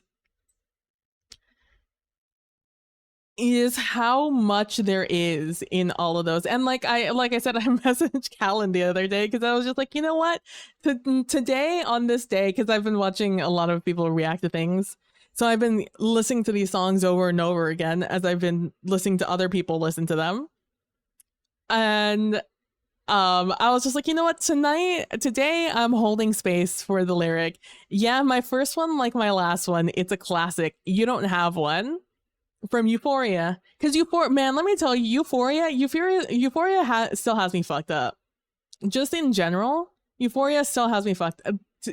There was so much there's so many doubles, triples, and quads in that fucking song that there's still things that I'm picking up that I did not pick up when Kendrick put it down the first time. In Meet the Grams, he said, "You lied about your daughter, huh?" You lied. You lied about your daughter, huh? And then Drake turns around and says he made up the story about having a secret daughter. No, and my favorite part about Drake being like, I lied about having the secret daughter. I got you. When 90% of that song, 90% of the allegations Kendrick was making against Drake is that he was a pedophile, and not a single word about it. And everyone was like, hey, yo, Drake, like, hey, congratulations about like not having a kid or whatever. But yeah, what about, we want to address the pedophilia thing, or like, nah, we're just gonna let that one slide? And then it really goes back into the line of when Kendrick's talking to Adonis and being like, don't ever let a man piss on your leg. You either die right there or you pop him in the head, I think is the line. Because I'm just like,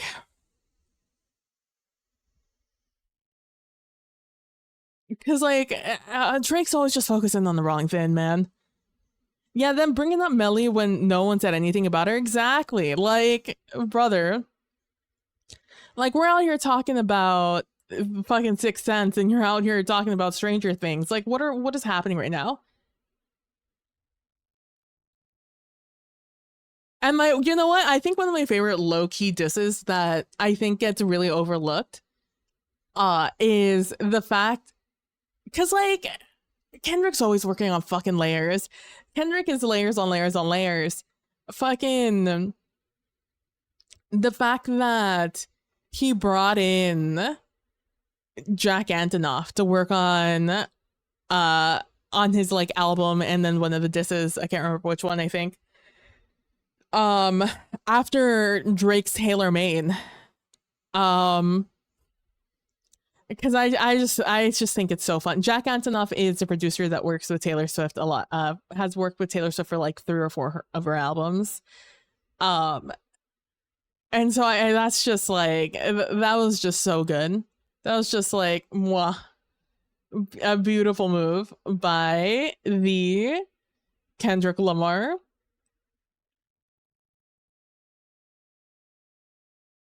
And I just, man, and it's just the fact that he dropped, because like, you know, in 616, I think it's in 616, maybe he brings it up in Euphoria also, where he's just like, yeah, like, no one's on your side, Drake.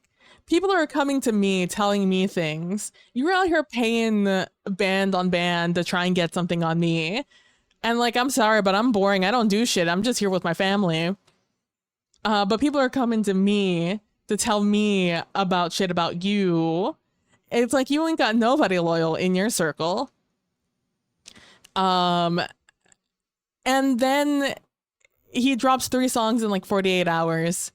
And a lot of them just being straight up, being just like directly referencing things in like Family Matters. Oh my God, especially in fucking Meet the Grams. Just like some of the things where he just comes in right away and talks about fucking some things that Drake said in Family Matters was just, is one of the things that's going to get lost in time when we're talking about this rap battle. Like, we're going to talk about the speed of it,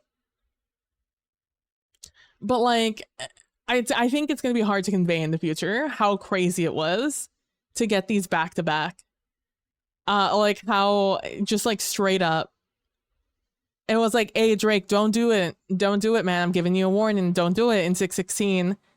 And then he drops Family Matters, and then Kendrick just straight up 30 minutes later is like, I told you not to do it.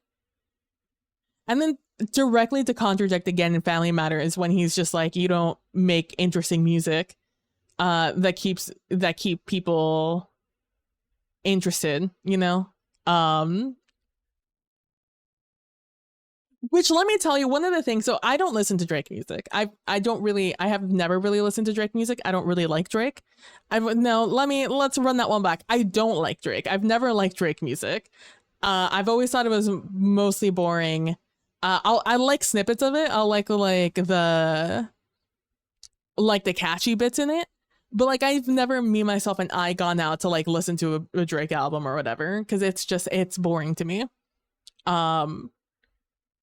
But the other day, I was listening to some of these people discuss some of the Drake things that came up in Kendrick's lyrics, and one of the things that they talked about was how Drake, like all Drake's hits and like most of Drake's music, it's never just Drake, it's Drake featuring someone else, Drake and other people. And I was just like, you know what? Let me go check. And so I go in and I go on Spotify and I go to like, I scroll through all his albums to see like his most listened to. And sure fucking enough, like so much of Drake's music is just featuring other people. Like you never just see Drake's name on there. You see Drake plus a bunch of other people on it, especially on his hits. And I was like, damn, this is something that went over like a little bit over my head because I don't know that much about Drake, admittedly.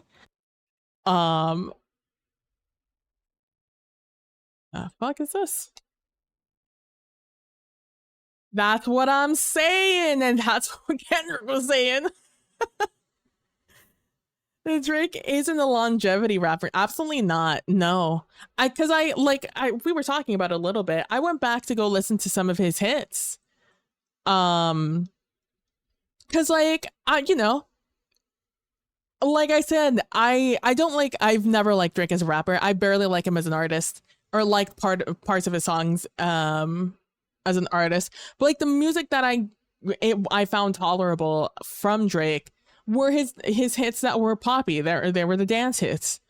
But even I went back to listen to them and I'm just like, this doesn't hit the same anymore. I get fatigue listening. It's because it's his rap. Let me finish saying it. I get fatigue listening to him rap every single time. A 10-minute Drake song feels like 10 minutes. I feel like that with all of his music. I just get, there's not enough variety in the music, in the beat, in how he raps. Like none of it is that interesting. And that's why him having features makes the song popular, I think.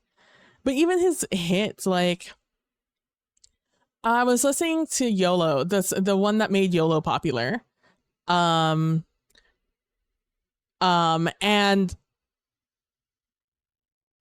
it was the same thing. It was just the same thing, beginning to end. That's because he sucks. He does. He's awful. Hey, Miss Kitty, how you doing? It's so not good. He's just so bad at making interesting music. Like, it's good in the moment, I guess, if you're into that kind of thing. For his pop hits. Again, I find his rap music just absolutely atrocious. I don't think I've ever listened to a full one of his songs. Like when we were listening to Family Matters, what was it, like a 6-minute song or whatever? I was bored. I was bored so fast. Like I was ready to turn the song off. It's only because we were sitting there together listening to it that I was like, I'll listen to the whole thing. But like, I was so over that song so early on because it was just boring. 7.5 minutes. Oh my fucking god. It was just not good. And it even had transitions. It had sections, that song. It had a very distinct middle, beginning, and end where it like changed the way it sounded, the beat, and what I don't know if it was a beat that changed, but like the vibe of the song changed. From what I remember. Dude, Euphoria goes like that. Euphoria, you only feel this long when you start like when you're like sitting down and trying to figure out what the lyrics mean. I hate breakbeat switches because they don't feel good. He does nothing to make the transition happen. Oh, we found one. Ladies and gentlemen, we found one. We found the fake, we found the someone we gotta, I was, this is what I was looking for. I was looking for the guys I use as an example. Guess I should just do this. It's probably faster. I'm just gonna go ahead and move this. Fuck.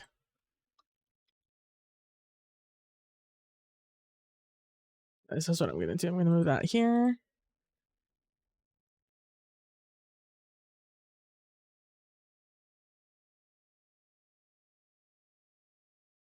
Okay. Well, I know where Waldo is on this one. Okay, so let's play this out. While we talk, let's play this out. So I'm gonna come in here and I'm gonna type out the case file. I think I might just pre-make these labels.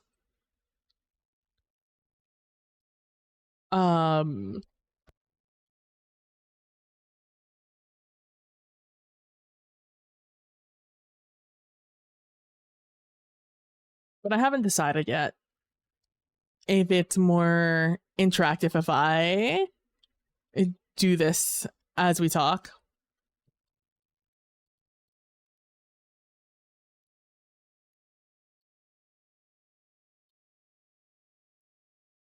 Institution, fingers please.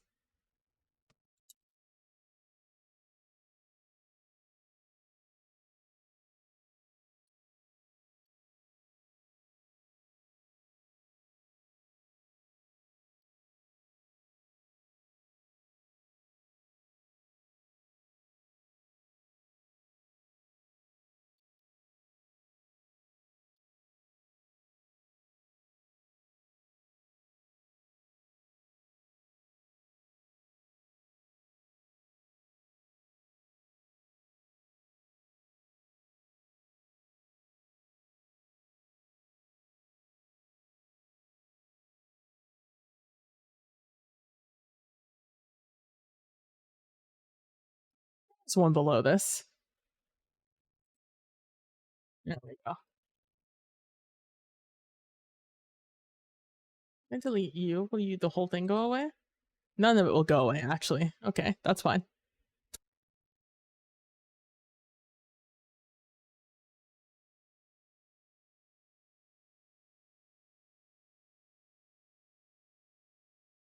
No, those will go away.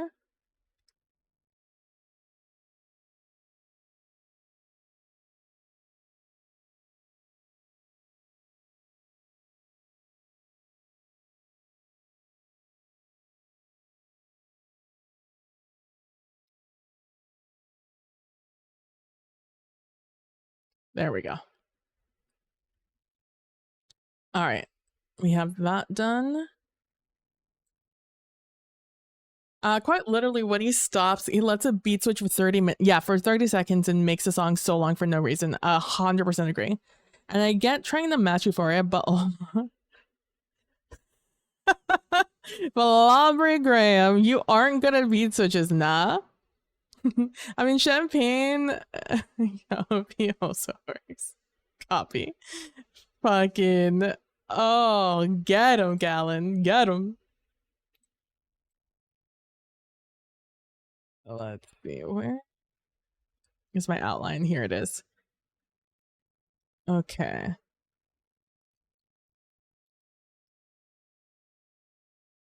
So we have to find, so step one, find the man who should not exist. Fortunately for us, we've been there and we've done that. Uh-oh.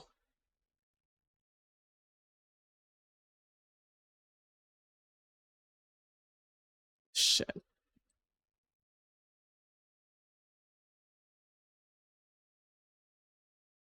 There he is.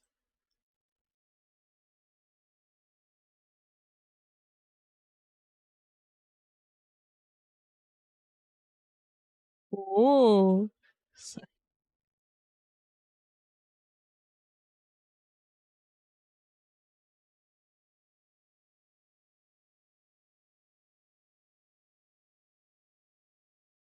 The issue here is that sometimes Waldo is big, sometimes Waldo is small. It's hard to kind of determine how big the boy is going to be.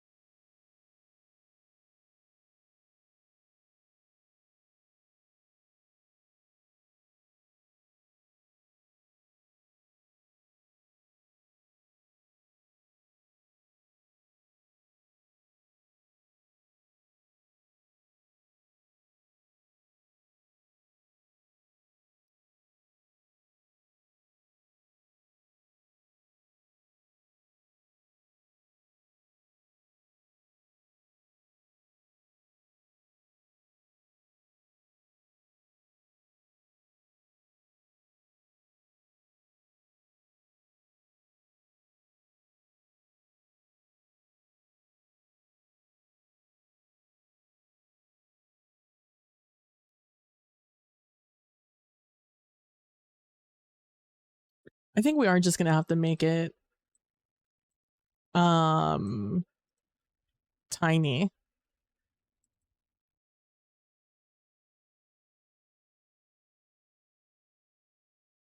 Let me do like a medium.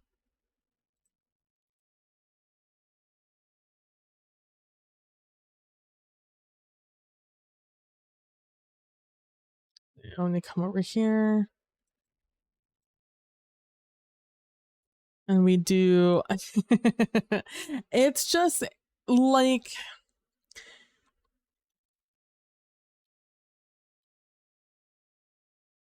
Like, I thought it was kind of a meme. Again, I don't listen to Drake's music. So I thought it was a little bit of a meme that like he had a bunch of ghostwriters. But like listening to his music, or at least parts of his music, I fully believe that because it is just so bad. He has no sense of musicality, really.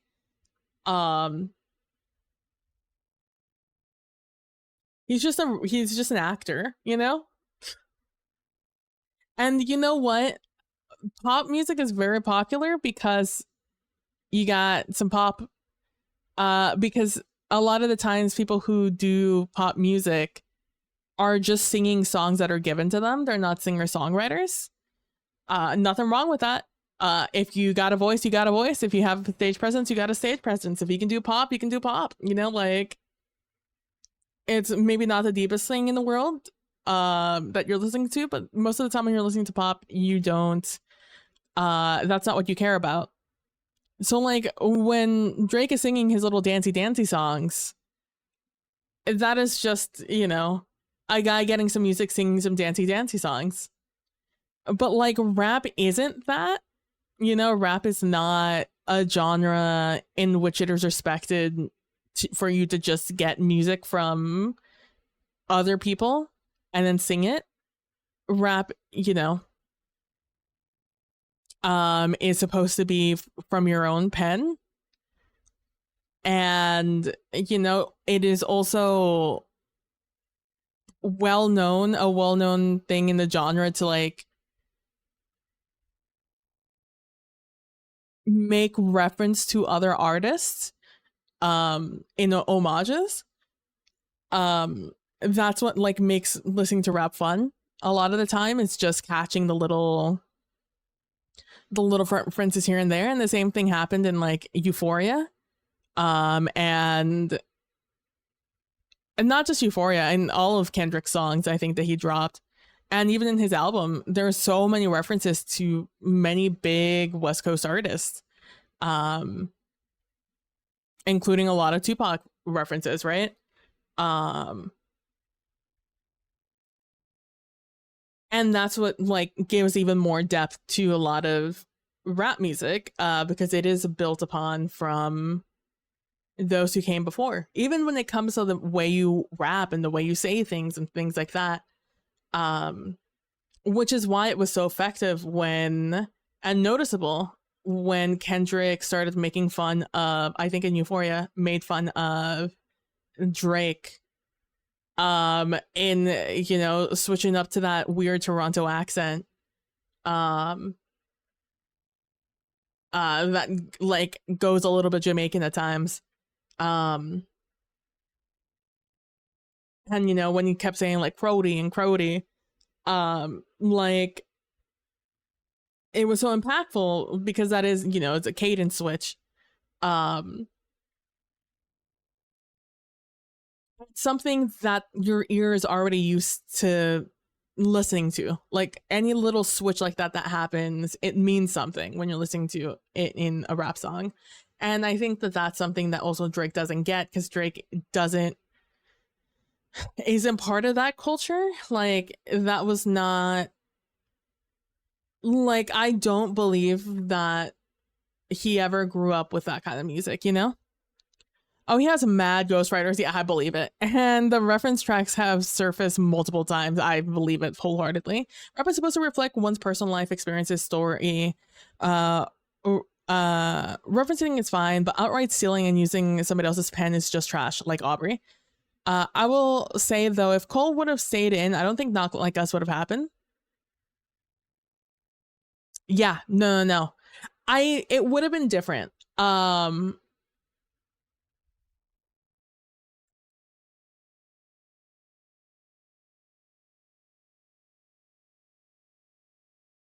I wonder what would have happened, right?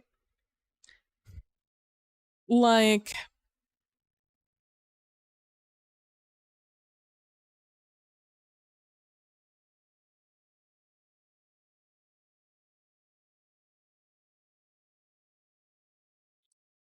because like Kendrick went real hard on Drake, and I think a lot of it had to do with their past. A lot of it had to do with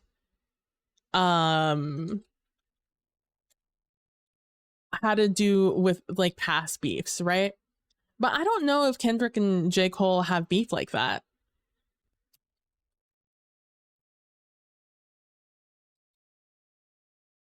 That seems about how long one of these prayers would go.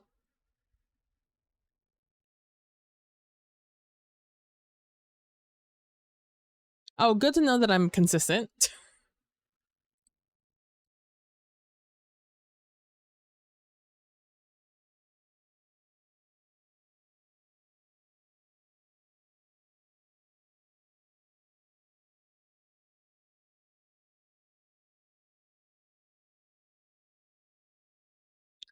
Oh, I see. You print.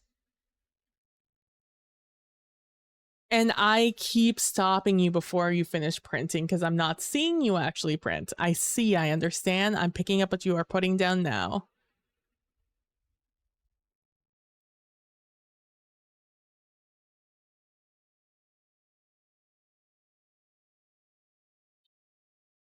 So like I almost wonder how much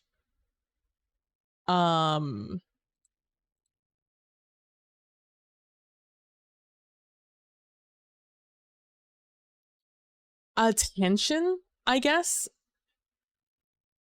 he would have gotten. J. Cole in general. It just need to be way smaller.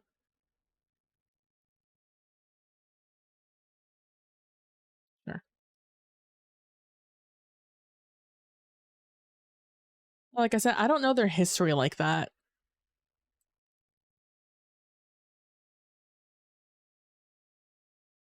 That seems like a more reasonable.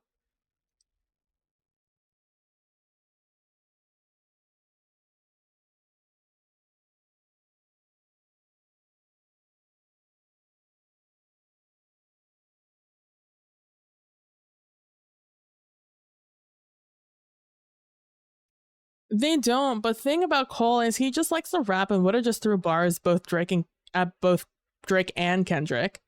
And Drake doesn't have the kind of bandwidth to deal with top tier lyricists too, yeah. I agree wholeheartedly. That's why I'm just like, I wonder what would have happened. Cause like here's the thing.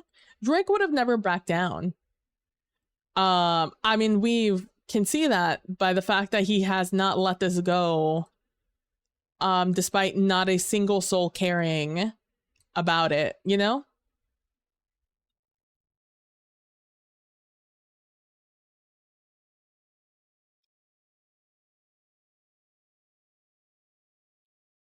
Not a single person gives a singular shit, you know?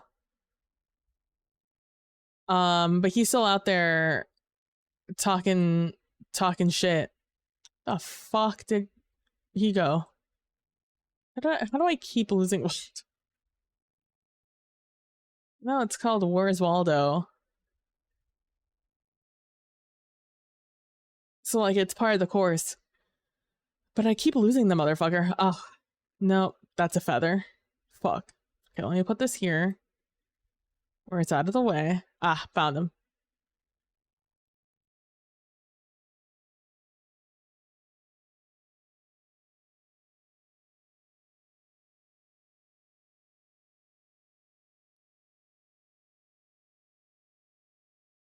See, in situations like this, I think it's much more noticeable if I do. This is a lighter color.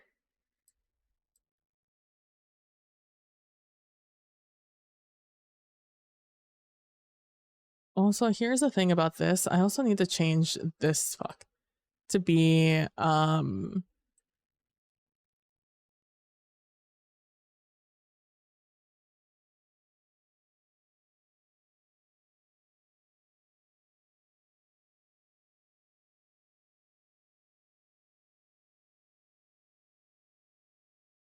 now if I do this again.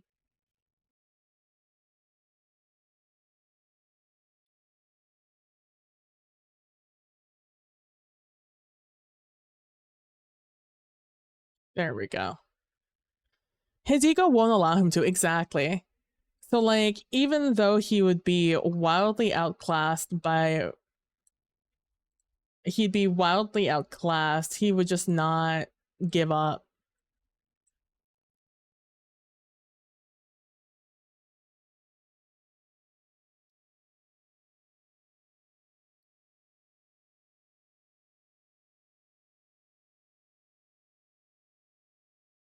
Oh, I see. It gets rid of all the effects I had on it. And I have to redo them each time. Okay.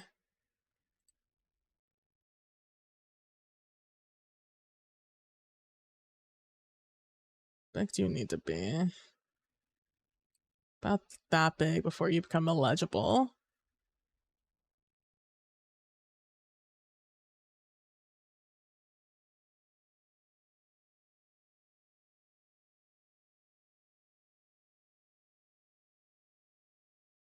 There we go. Kill shot.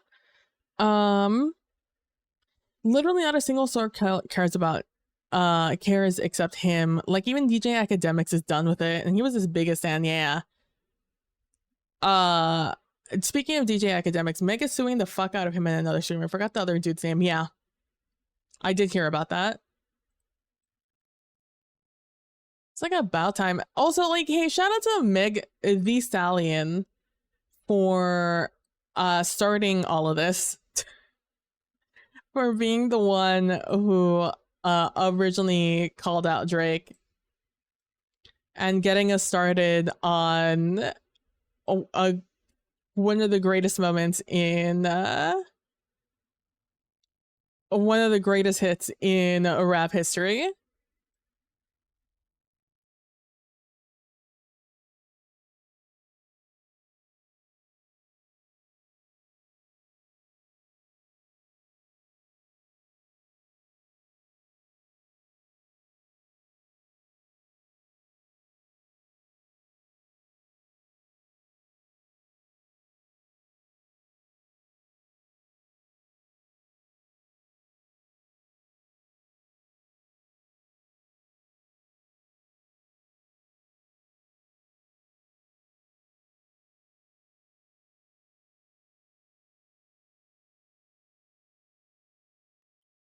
What color palette was that?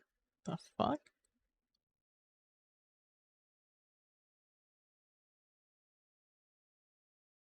Well, you know what I could do? I could switch this to be even more illegible.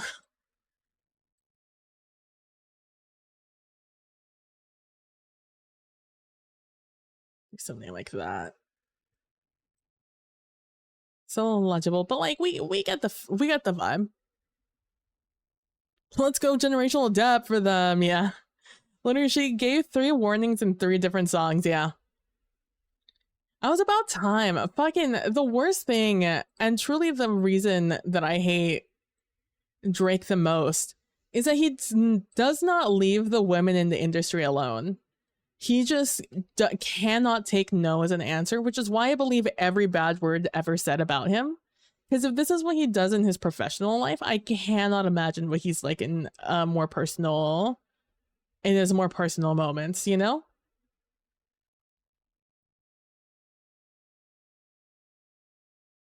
Okay. We're looking for some sort of um disguise with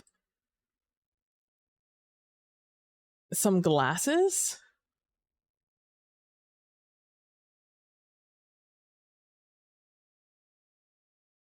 Some sort of glasses. Hold on.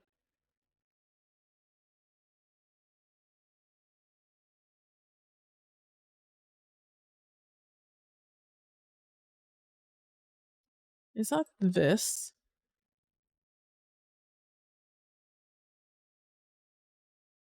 So we have these. We have that. The bone.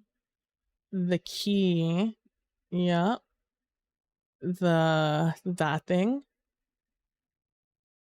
Okay, okay. So the first 1, 2, 3, 4. The first 4 are people. So I think, yeah, plagued by and infatuated with the MWSNE. Okay, so this first one, oh, sorry, you guys can't see. So this first one is Oswald. Then Methuselah is the wizard. Mirror Mind is the girlfriend. Weeper is the dog. And then obviously we have Waldo.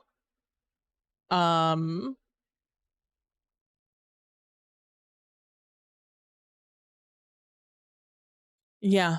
Induces vision to tragedy, waits for it to master. Yeah. Then we have the bone.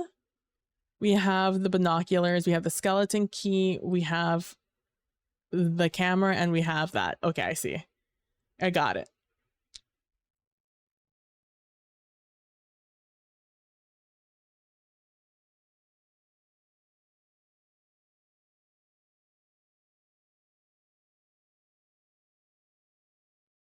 Again, this is just a casual playtest of how this is going to go, so I know what the important things are while I'm looking.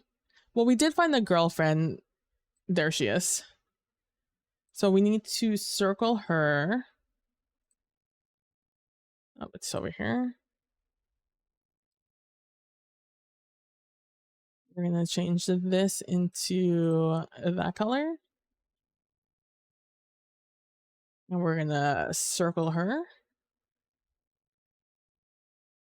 We're going to go back to the pan tool. Okay. Pan tool. He's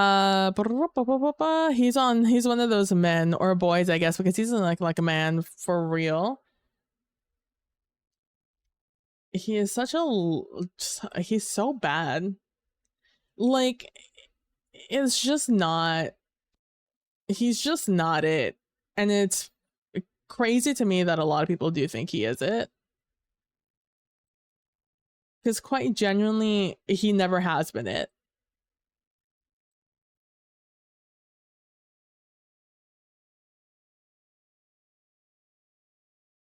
Oh, these guys are not looking happy.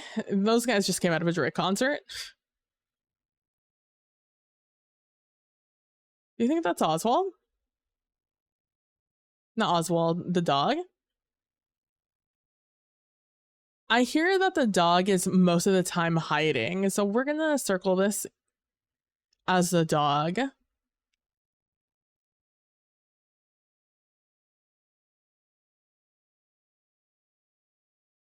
So we're also looking for the wizard, I guess.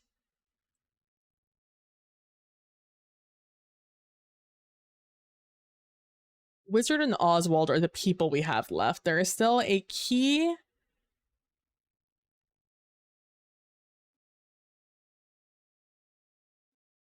There is a key. Oh, is this the wizard's beard?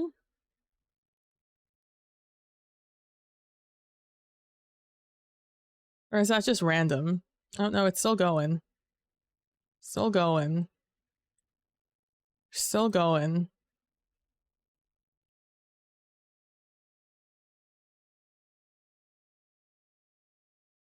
Oh boy. Oh, it's a mess over here. What the fuck is this? Hey, yo? Okay, it goes this way.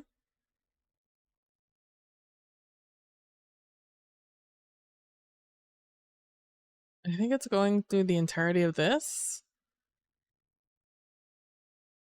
Oh, I've lost it. Oh, it's lost. It's lost forever. Let's go back over here. This is the last place I see it.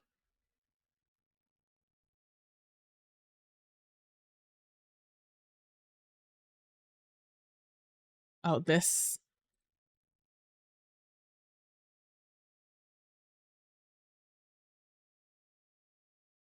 Okay, there we go. Needed to clean that up. Okay, well, I'm just gonna keep going with my original strategy of just looking sector by sector for these items. Mafeo. He is, it is just straight up a mess.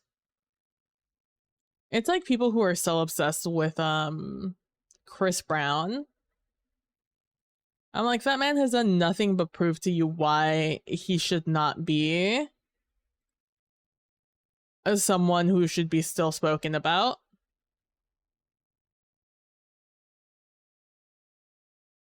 And why he should have fallen into obscurity ages ago. And yet here we are. Just because he can do a little dancey dance. He's also like not even that good looking. Like he's alright. I think he's just light skinned. And I think that really does a lot of the heavy lifting for him.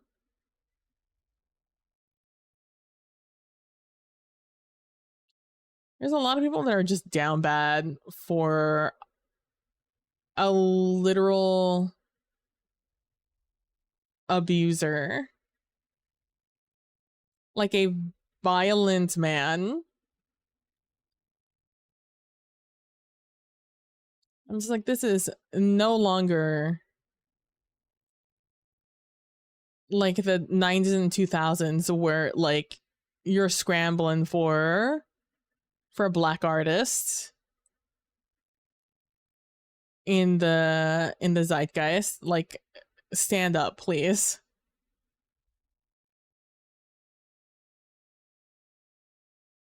Stand another artist, I'm begging you.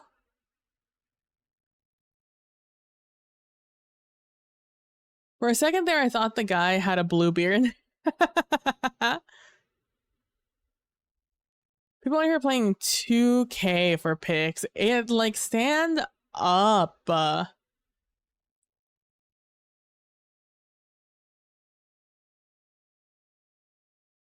Like, men still standing Chris Brown is not surprising.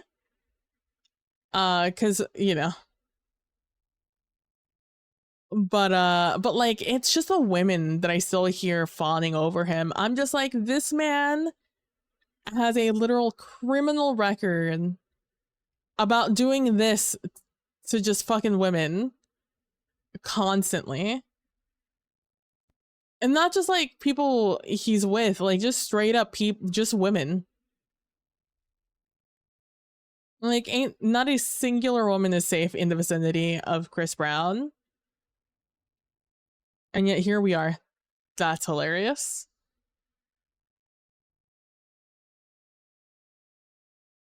We are looking for Oswald, we are looking for the wizard, and we're looking for all 5 items.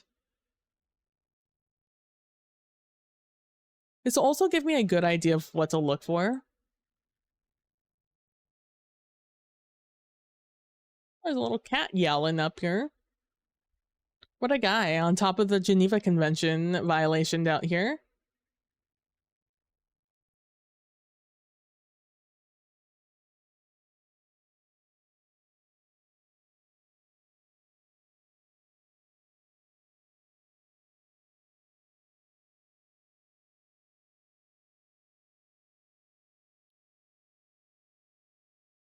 Shout out to the person who did Where's Waldo. I do not think I have enough ideas in my mind to make such a jam-packed image.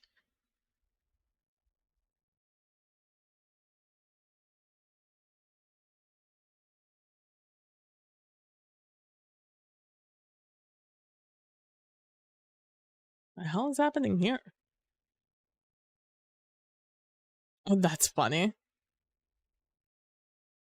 Uh-oh. R.I.P. that guy. It's okay. You're about to get saved from a real tragic occasion.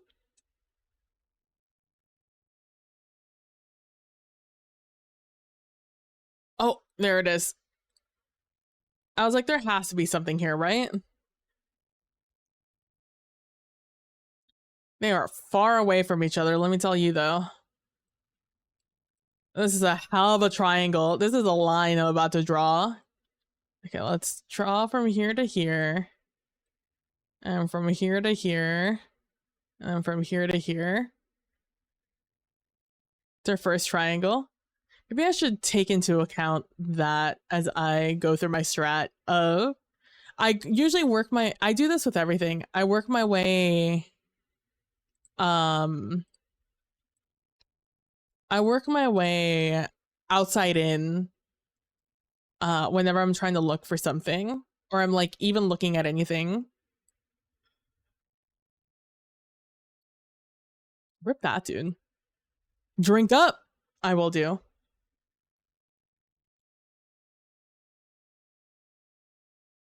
Misogyny and selling out your own are very addictive drugs, yeah. 1000%. It's just a shame, man, you know?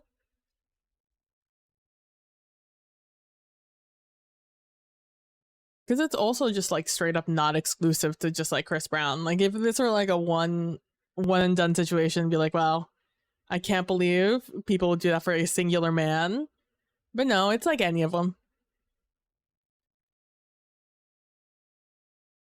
Someone has a little bit of money and all of a sudden, all sins are forgiven.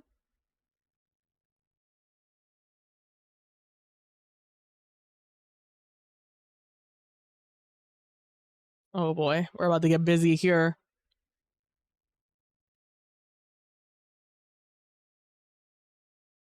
Maybe I should do a version of this image and put it on...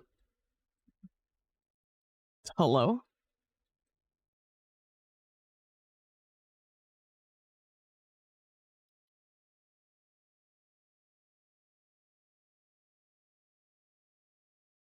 There we go. Wouldn't let me grab it. Weird champ. And have that image somewhere on the screen so I can cross it off.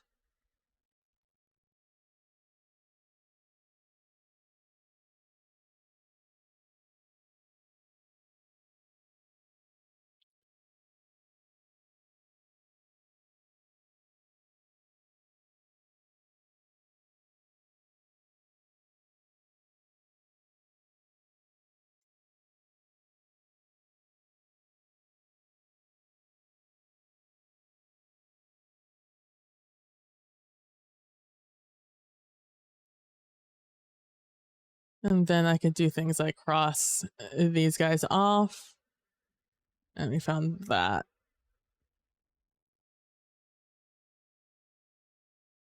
One thing I was just thinking of is if I could make these more opaque.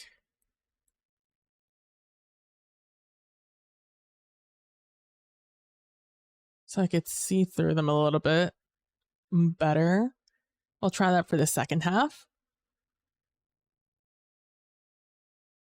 Yeah, it still works pretty well, and I could see through it this way.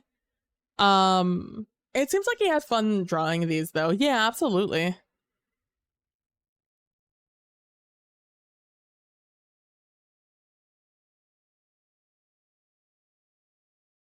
I feel like Oswald's gonna be up here, but who knows? It's like really thick up here. And whenever there's a lot of something around, I just presume there's gonna be some stuff going on here associated with the plot. That's funny.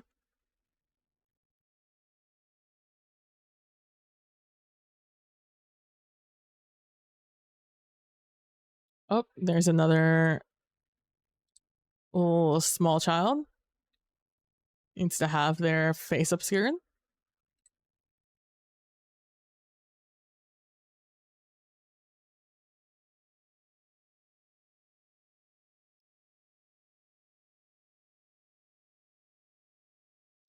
I've been getting so much BB No Money music. I don't know what I did to make my algorithm think that I want to listen to BB No Money.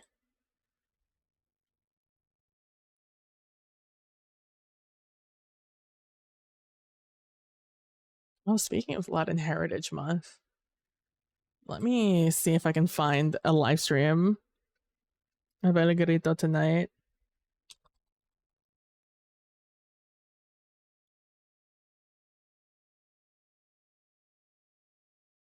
Because it's going to be the first grito from a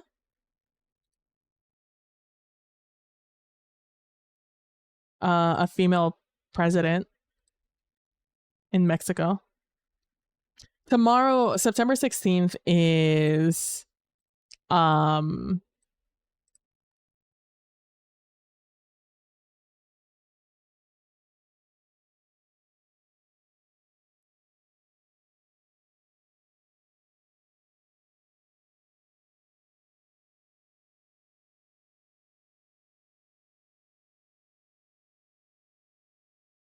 here we go. I found the stream.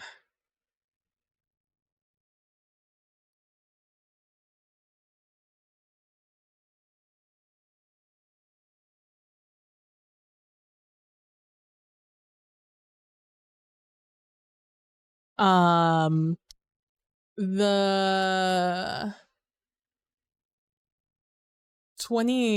16th of September is Mexican Independence Day, which is tomorrow. And they sound off is not maybe sound off. They start off the like the first thing that happens in the on Independence Day is, so we celebrate on the end of the 15th, and then the 16th is all here, let me just show you this. This is outside the,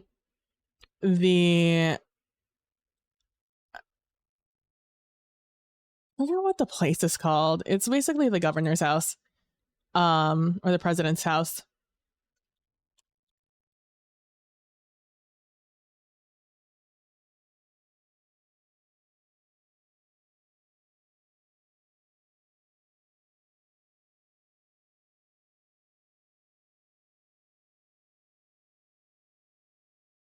It is okay, so the 16th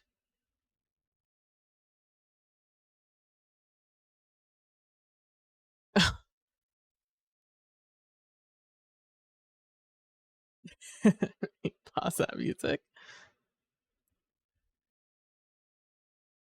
Um, but the president comes out at midnight. And they do El Grito de Dolores, or El Grito is what it's just called now, El Grito de Independencia. El Grito de Dolores is what happened on the day of um, the fight for independence in Mexico began in Dolores. And it is the rumored speech that was given by Miguel Hidalgo, I believe. And while they were there in El Pueblo de Dolores, they boom, boom, boom, boom, boom, boom. The church bells to signal that, hey, we're about to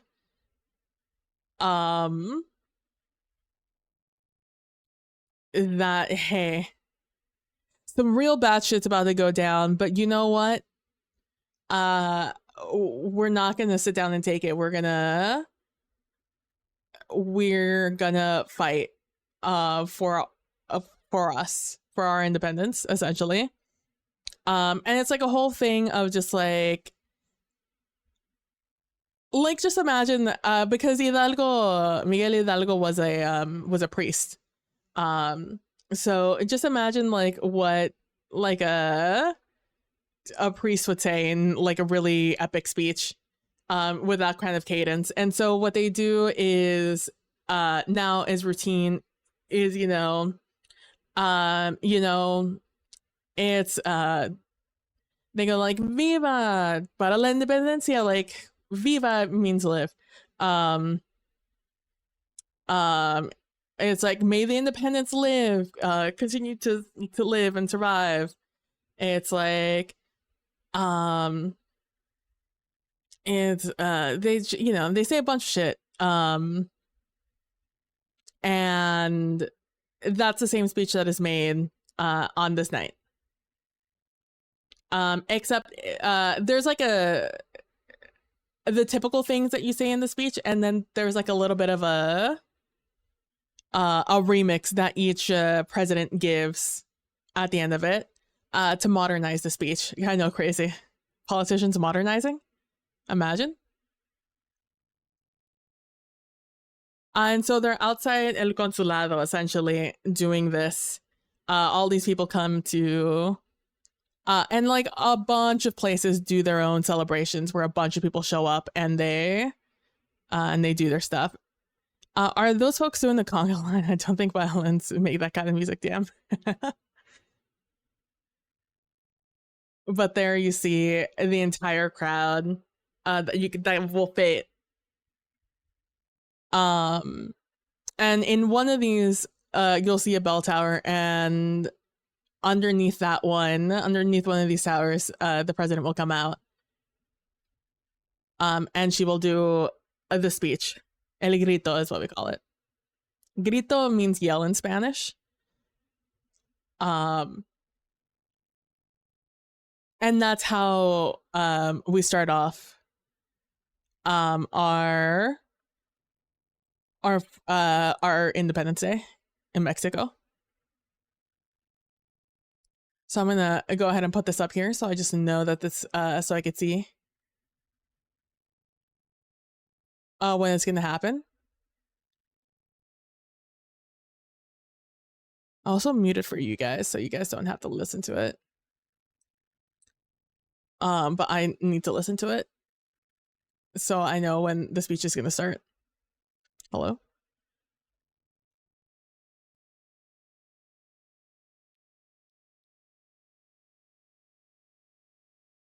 And we'll continue over here.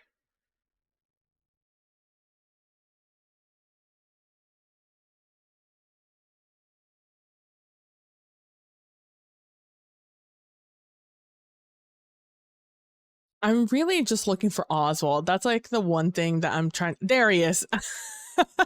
I'm trying to keep my eye out for one guy, and that's this motherfucker, Oswald. Got him. Now we come up here. And we cross off Oswald. So now we need to find the wizard motherfucker and all of the items.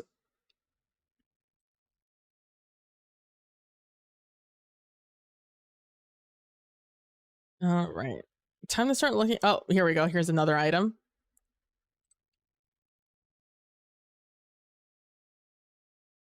I don't think I found anything else, right? No, these are the first two things I find. Good. Oh, I thought that was the bow, and I was going to be like, damn. Well, we got 3 just right away.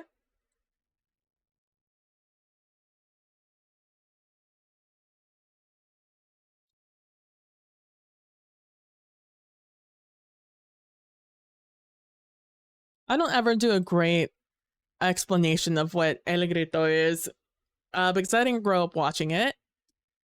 Nor did I grow up learning about it. Everything I know about El Grito is what I've learned in adulthood in doing my own research.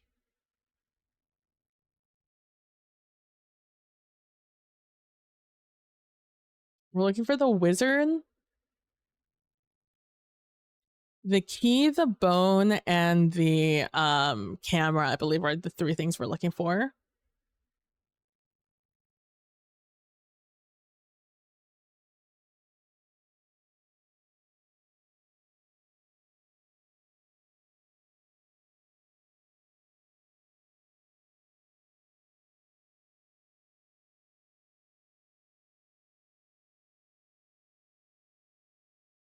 Just gonna look at this corner again, because admittedly I was not looking for the items when I looked down here.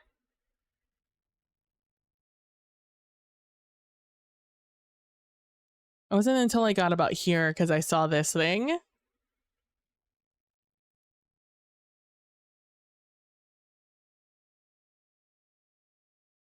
Okay, let me start about up here. Oh, what happened to this poor fellow?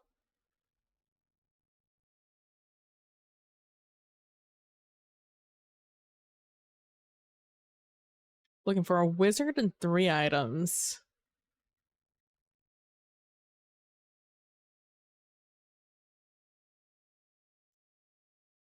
Maybe I'll do some sort of like OBS thing instead.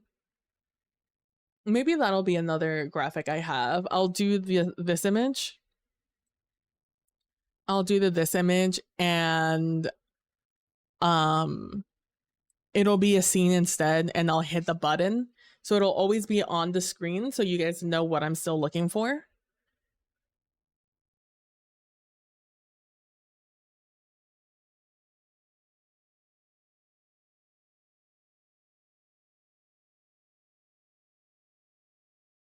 Instead of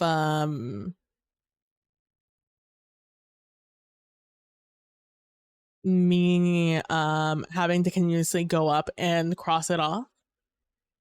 I think that might be a better flow of things if I did that. And that way you guys could always see them. I'm thinking about it like in the way that Pokemon Nuzlocke, because I don't know if you guys have ever watched Pokemon Nuzlocke, but because it is like a small little square, you know, no matter how big you make it, it's going to be a square and a rectangle. So what they do is they have a bunch of graphics showing you like the Pokemon that they have, who's dead, what badges they have, and some other little things along with their like webcams. Nuzlocke where?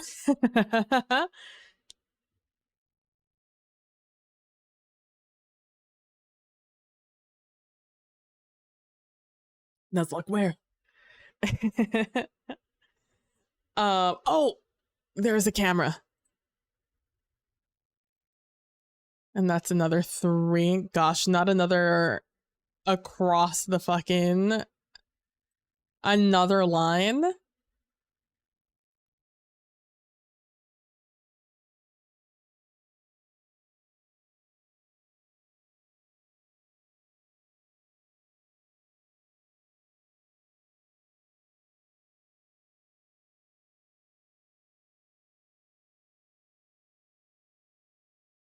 I think I did those, right? So now I have the bone and the key.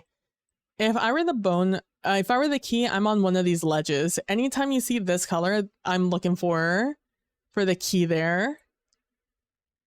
I don't think I could handle not putting a key on such a perfect color palette, you know?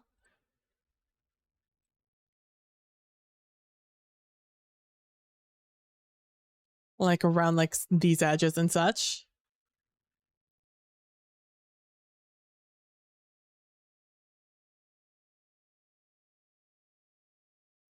But in these Nuzlockes,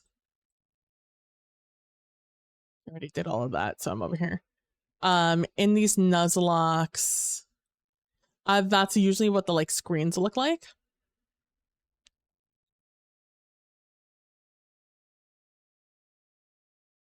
So that's what I'm trying to think of, like aspect ratio, what those guys do to fill the space, and that might be a good way to fill the space, the same way they do. I'll just have to do something a little bit better to arrange the characters. Oh, here's another guy who needs to be blocked out. Maybe I should do it like on one of these instead. Oh my god. Okay, maybe a little bit smaller. Just something like that instead. And that way I don't have to keep switching the color. See, this is why we test it out. This is why we do it like this. So I can figure out the best way to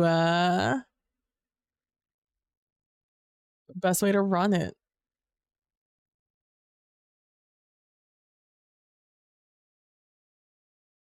But yeah, September is also a big Independence Day. Oh, it's the Lorax? I'm bashful.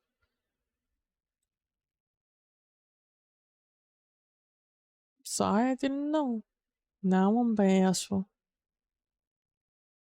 Everybody say it's okay, Lorax. If you guys don't know, I haven't been on top of it, on top of your internet lore, you may not know about Ashby.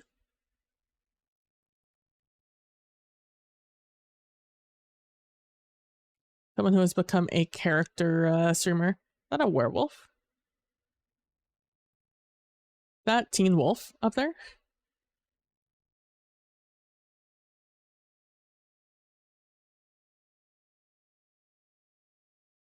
I mean, so I keep thinking about wanting to do a Nuzlocke. Or like redoing a Nuzlocke on stream.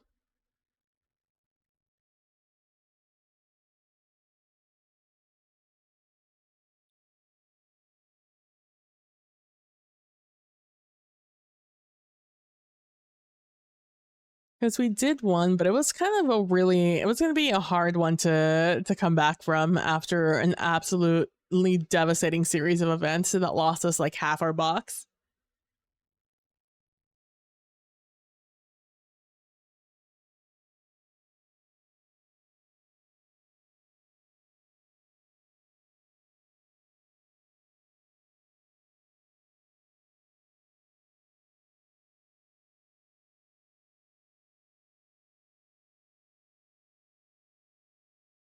Gonna do a quick look around here because I found Oswald and I stopped looking at everything else. And I think that'll stop me from like losing my place also. Because I will lose my place. Going back and forth to try and cross things off. That is really only useful as I'm crossing things off to remember what I have and haven't done.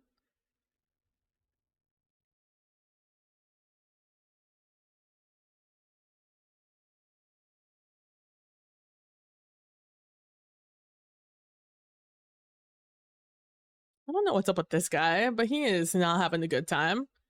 As we could see, oh, he got thrown out maybe? I don't know. I don't know what the beef is.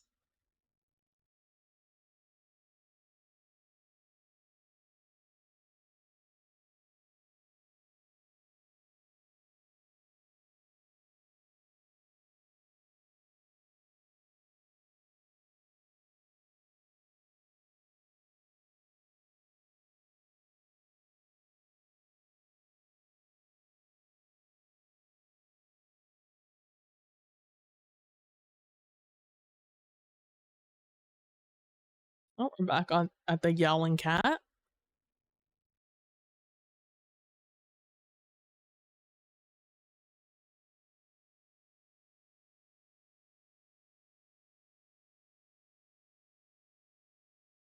But I haven't done the Nuzlocke, much as with many other things that I've wanted to do. With just, I have other things to be, other things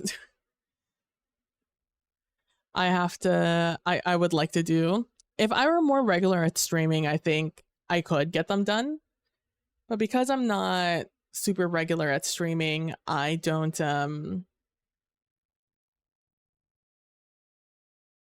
here's another one.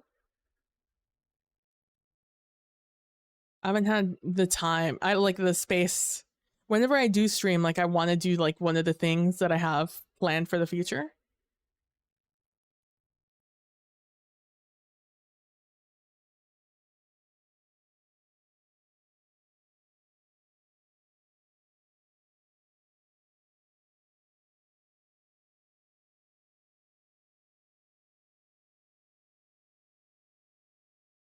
Hmm.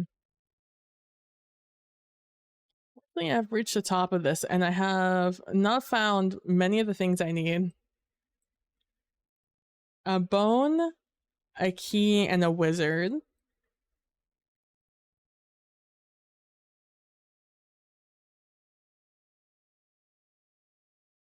I don't know. I think you see the whole wizard. I don't think it's like the dog where you only ever see like his butt because he's usually hiding.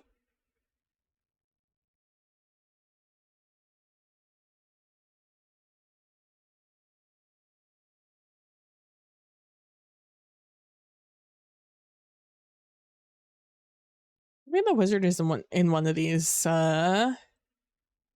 carriages. I've not really been paying that much attention to them, admittedly.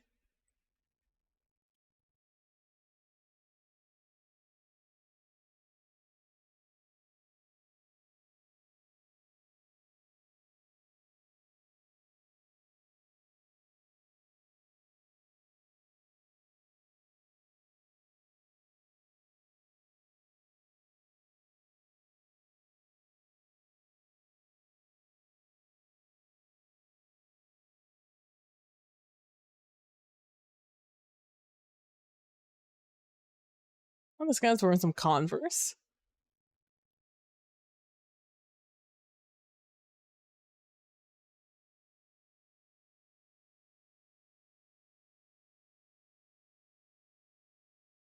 Oh, this guy is straight up upside down. Hello? Someone save my mans? He's looking concerned.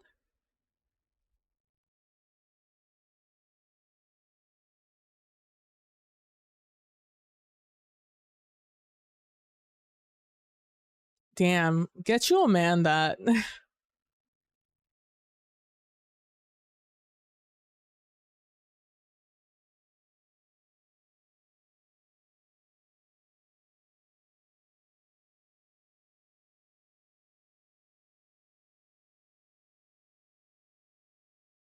I should have started a timer from beginning to end of me doing this to see how long it was going to take me. So I know how many of these I need to prepare.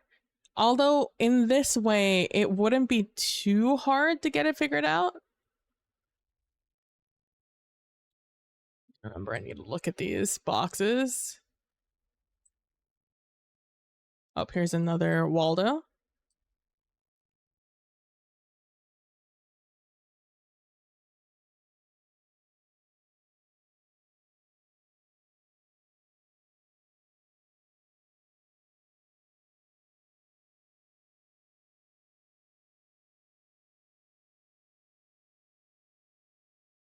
I think these items are typically on the ground. I don't think I need to look for a person holding it. That'll feel cruel.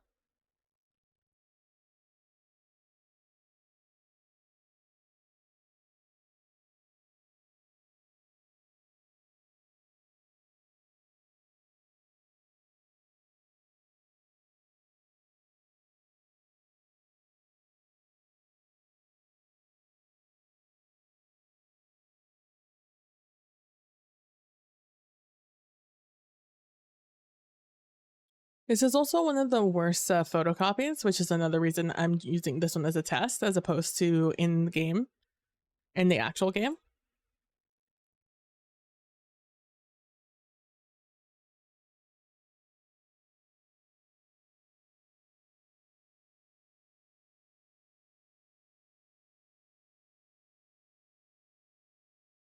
I don't know. I mean, like, Bridgerton makes music off of modern music. Maybe that's what those violinists were doing to get them in that conga line.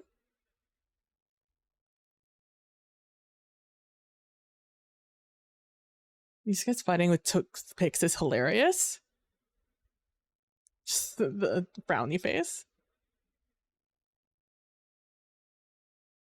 I got these clowns getting out of their carriage.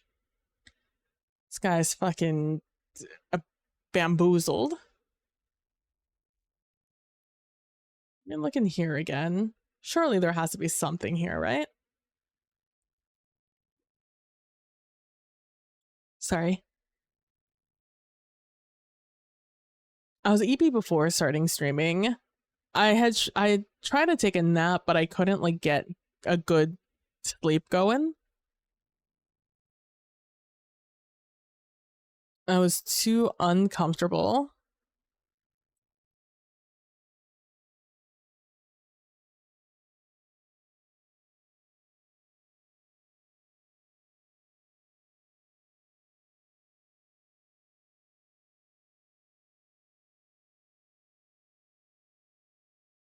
Looks like this guy's punching this other guy.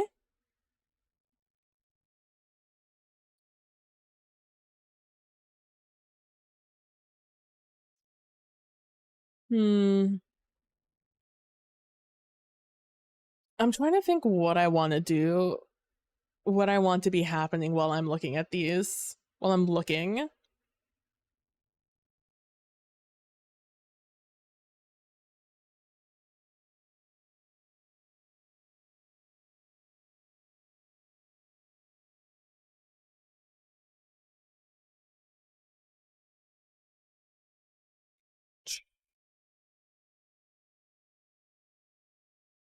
They just asked them to, the artists that are singing right now, just told everyone to get their phones and turn on the flash.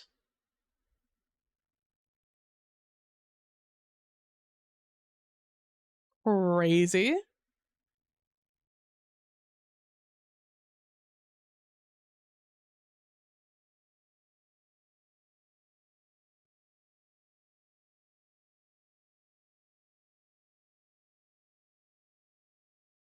Because there are going to be moments just wherein I'm just not going to be able to find the things in a speedy manner. Dude, this guy with the oversized glove, hilarious.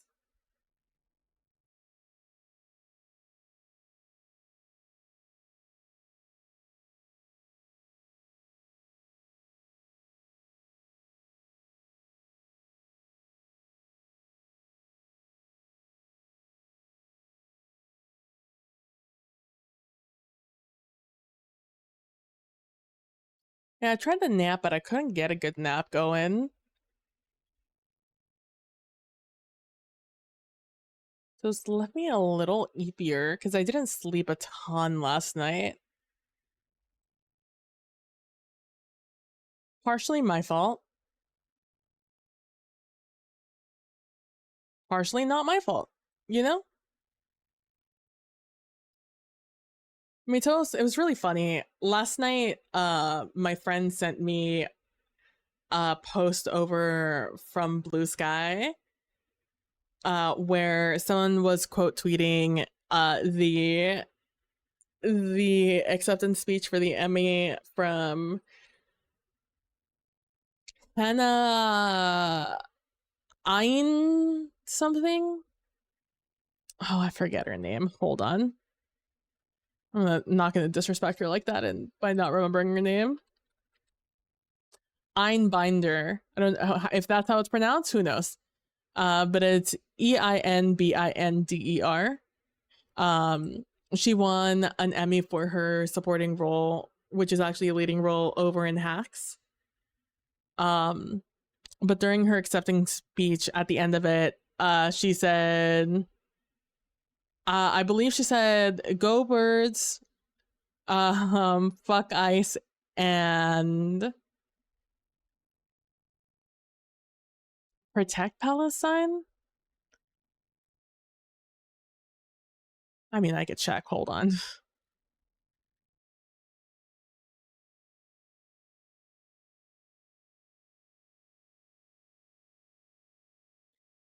Free Palestine.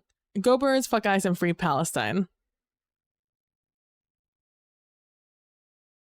And specifically, my friend sent it to me because my friends know that I don't like the Eagles.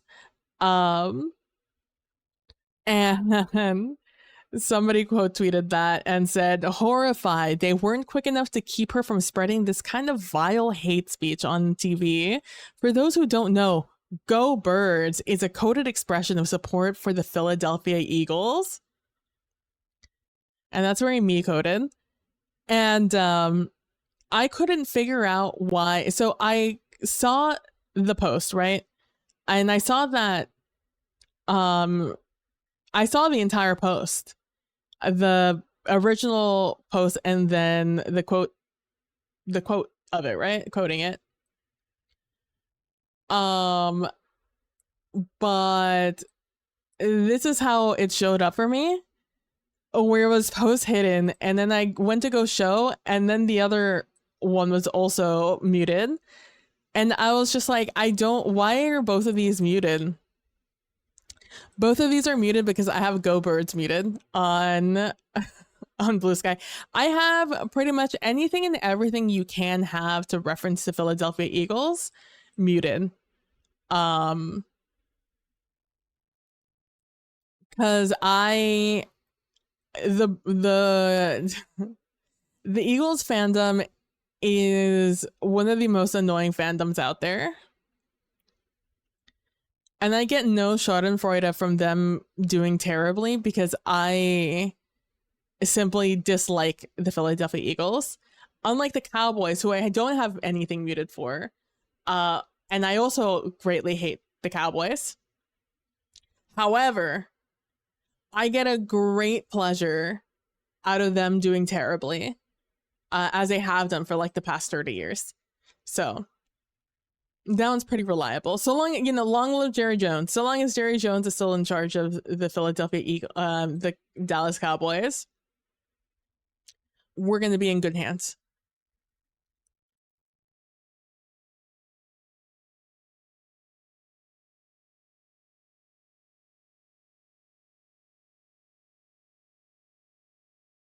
Not otra, bro. And I think it's about to happen, my guys.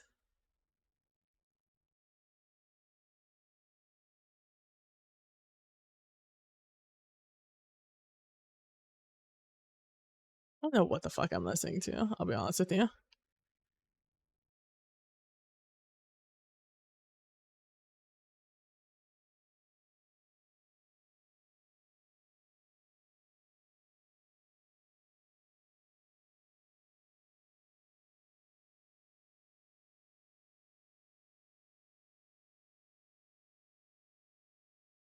You're just playing some regular ass music over the speakers.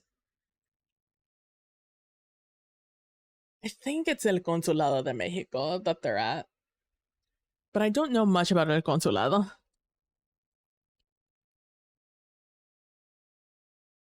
Maybe it's not El Consulado.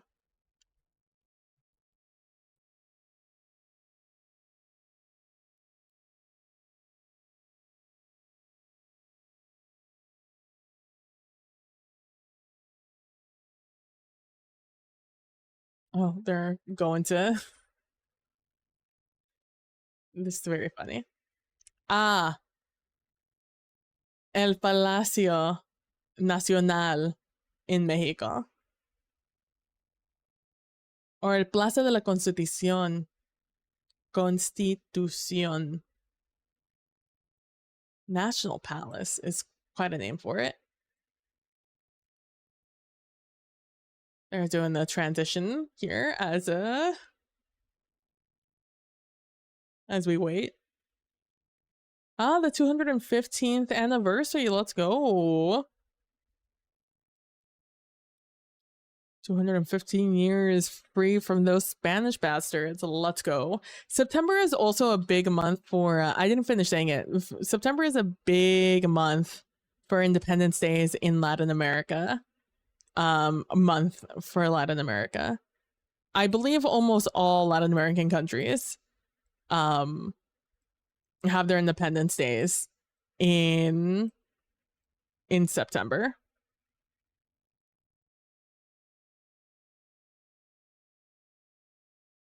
Maybe the wizard is carrying one of these. Because the wizard also has a fucking cane that I haven't seen. He has a very distinct hat and a very distinct cane. I've not seen one nor the other.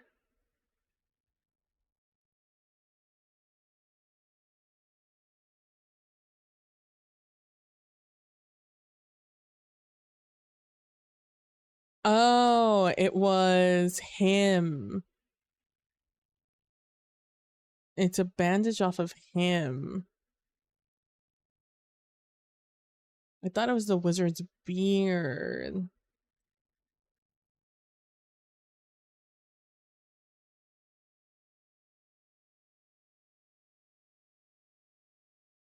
Man, let me tell you, the audio is going to come back from this hella loud. I already know.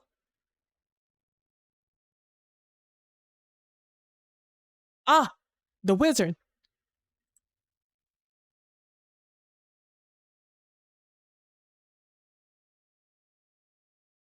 How many times did I pass the wizard and not even notice him over there? It's because this time I went in with the new mentality of looking for his cane. That's the first of the 3 I'm missing. All right.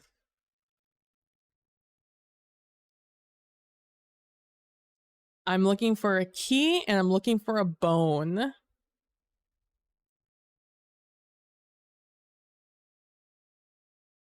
That is what I am missing now. A key and a bone.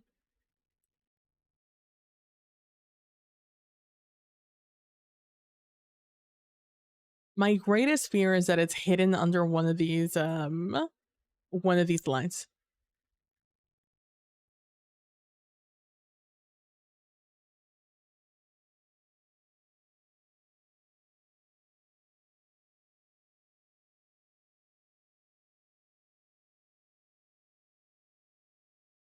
They're showing them getting ready for Leah for the day. Putting a sash on, making the specific sash for Claudia Sheinbaum, la presidente, the president.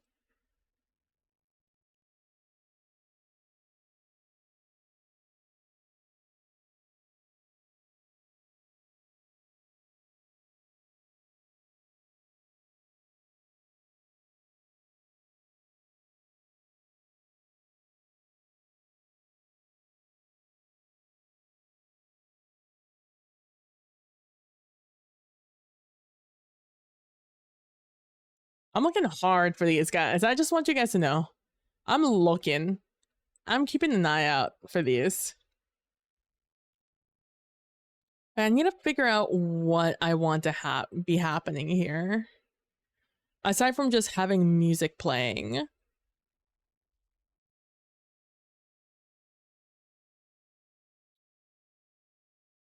Because the thing is that typically for like these streams, I like to stay in the moment, stay in the TTRPG and not just talk about bullshit like I usually do.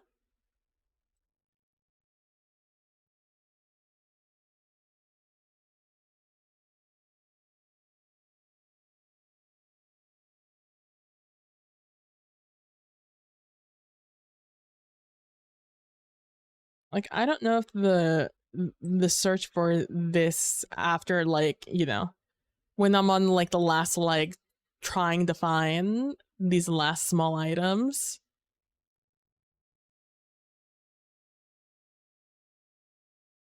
How interesting that is. I think it's exciting in the beginning when you start doing one of these, but like when you're looking for the last couple of items, that's where things get a little less exciting. I know as a player, it does, so I'm just curious. I believe as a viewer, it also gets boring when you're looking for the last things.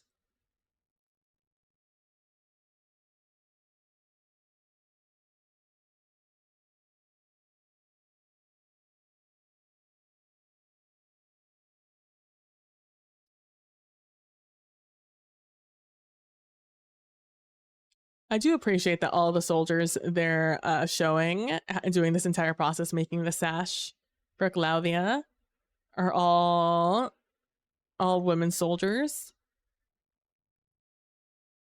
How unbelievably exciting for them.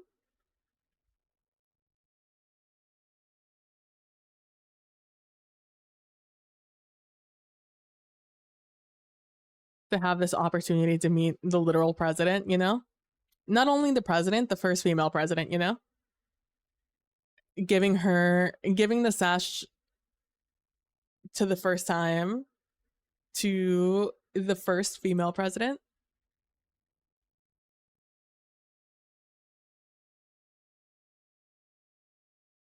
Oh, very exciting. Oh, maybe it's floating in the water. Maybe that's something I should consider. I've been kind of avoiding looking at on top of the blue and instead looking everywhere else.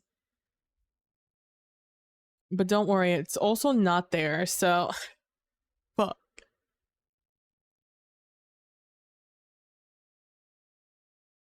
The thing about the bone is a bone is white with a black outline. That's real hard to find. The other hard thing to find is going to be this key, because that's just a black small little key. And a lot of these like exclamation points and music notes and stuff are all little black items that my eye has started to just like look past. But I believe they're both flat items, so I shouldn't look for any like anything else that's exciting. Oh, Saribot out here fucking working hard. Didn't even let this bot breathe before they got banned.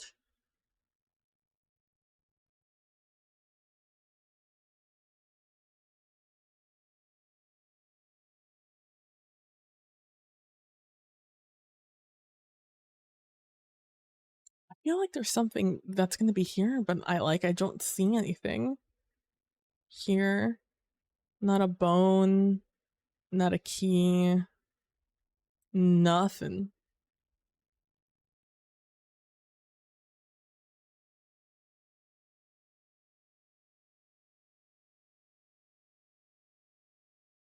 Cause like, I mean, I guess there's abnormal things around here.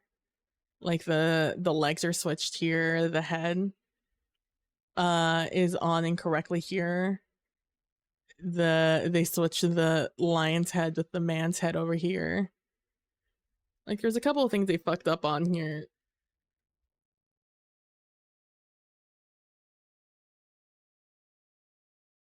Like the workers, like the people working in the story. Not the artist. Obviously it's on purpose for the artist. See these little fucking question marks all over the place. Dot dot dot. All these like exclamatory punctuations are fucking me up.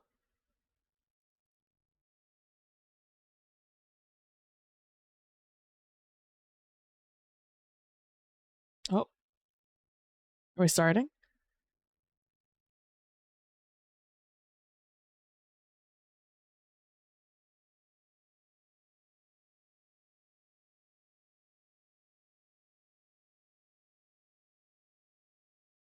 This is the Mexican national anthem. Mexican.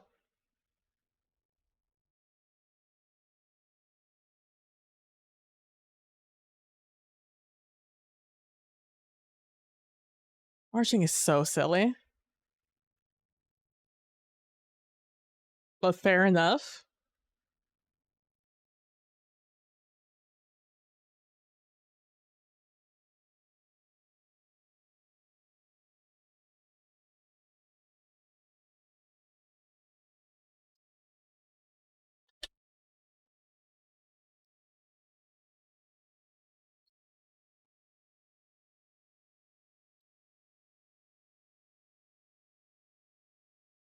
And it is very visually interesting to see it, though.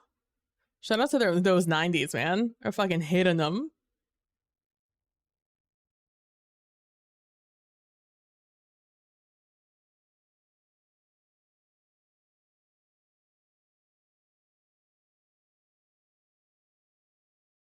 Also, how unbelievably tiring it must be to march that way.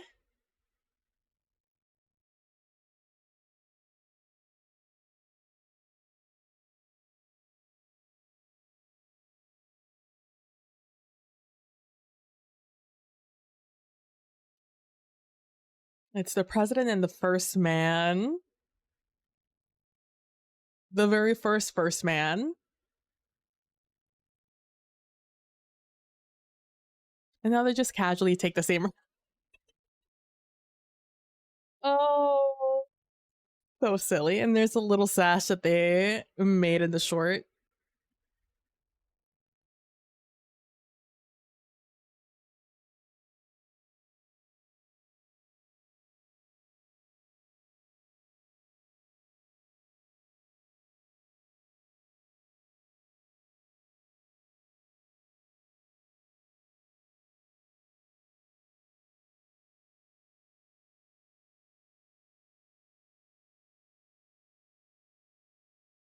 Should raise the volume for you guys also. I forget. I listen to everything very quietly. So I forget that you guys probably can't hear it very well.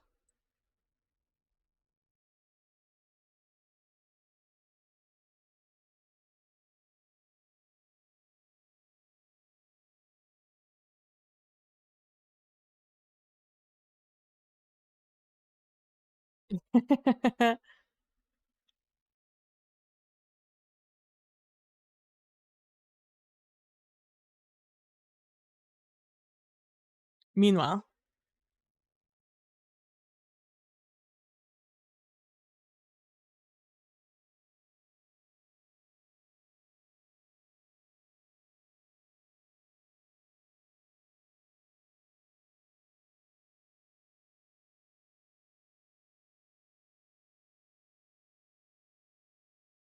you could see the bell up there and the cord that's connected to the bell.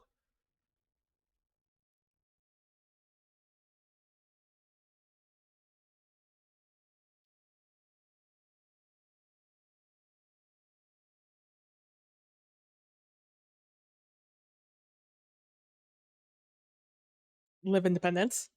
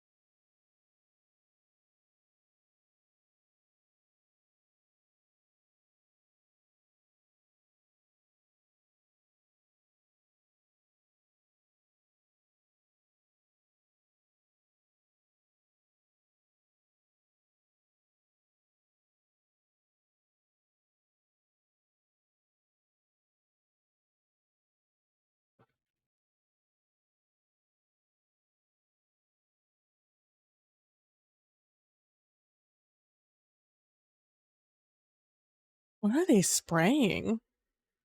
Looks like water. Like in and amongst themselves. Which must be nice. I imagine it's a hot day out. Even at nighttime. Have a good one, Callan. Thanks for stopping by and hanging out.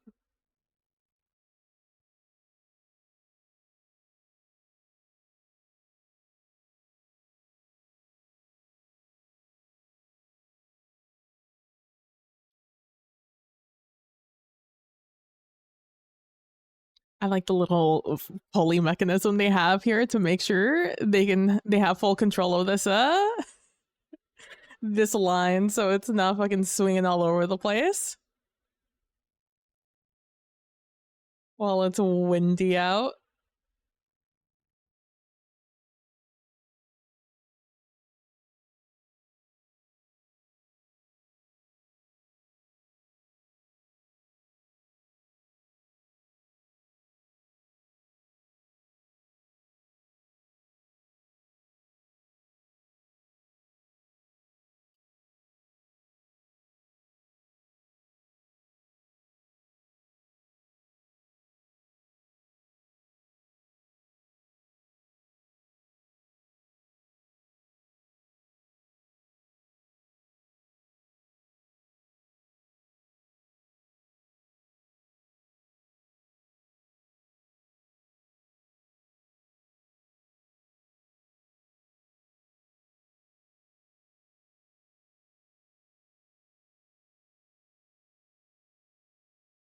It's so interesting seeing the first man back there. I'm not used to seeing someone so tall back there. They're covering an entire line of people back there. Because he's also a big man. He's tall.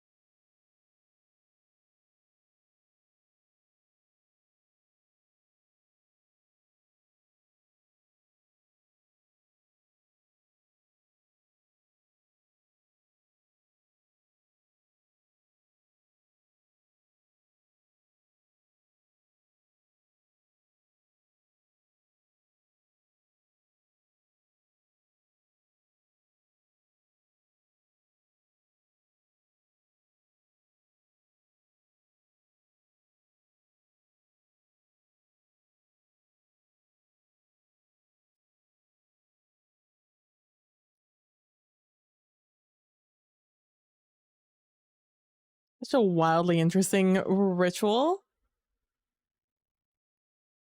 Oh, we're fast. We're fast now. No more 9 degrees. We gotta go. We gotta head out. It's bedtime.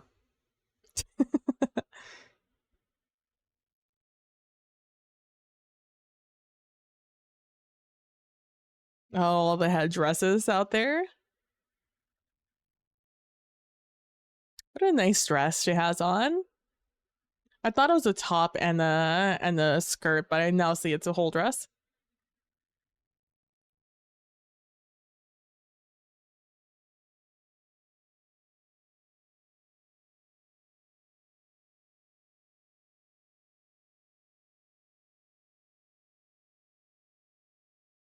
Happy Independence Day.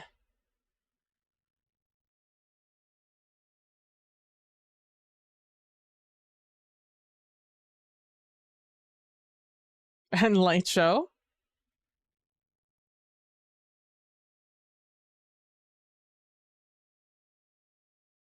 Which does look very cool in the smoke of the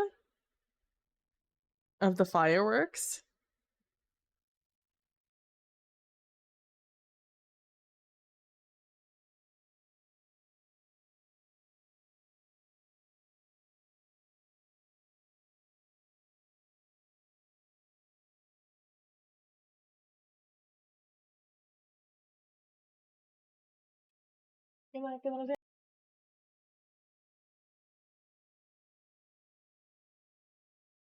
I don't know why I paused it.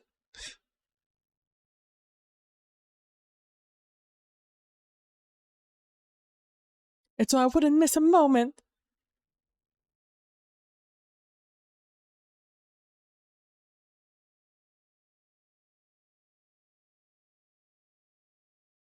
I like that there are like clear walkways. Walking path there. Like Claudia Scheinbaum.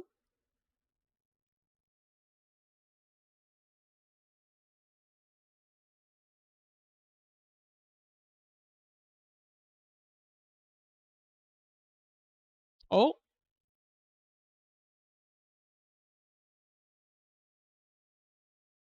that camera said not today.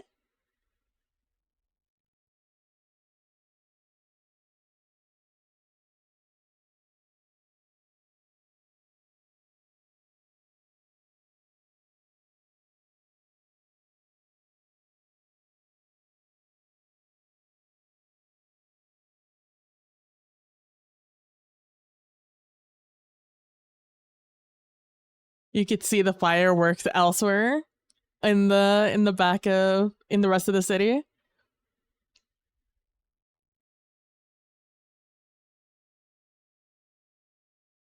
I watched a TikTok a couple of I think last weekend where a guy went around and asked people if Mexican national anthem weren't the Mexican national anthem, what song would you choose as the American anthem?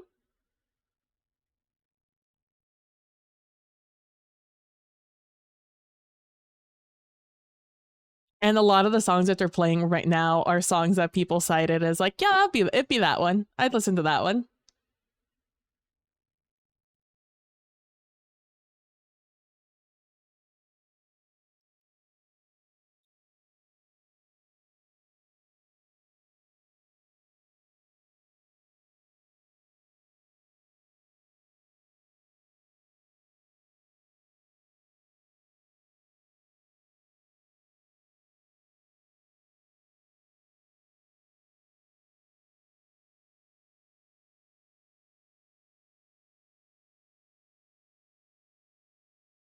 And you could see the people who are lining the streets, not just in here in the middle of everything.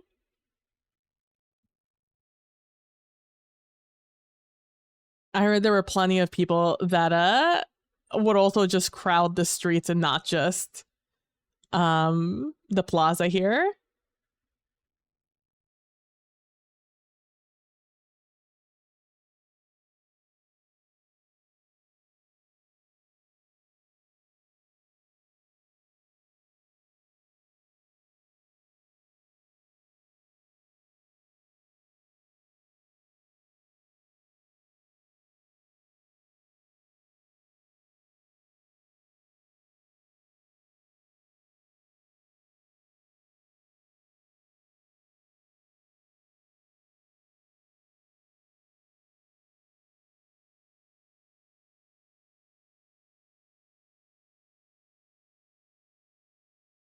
I think it's very interesting. It's a very striking image to see the flag waving with all the smoke around it, because it is a little reminiscent of just like the smoke that rises from like rubble, you know.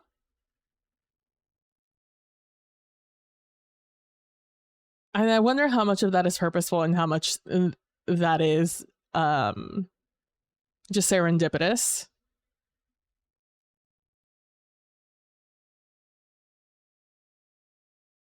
for like symbolism purposes.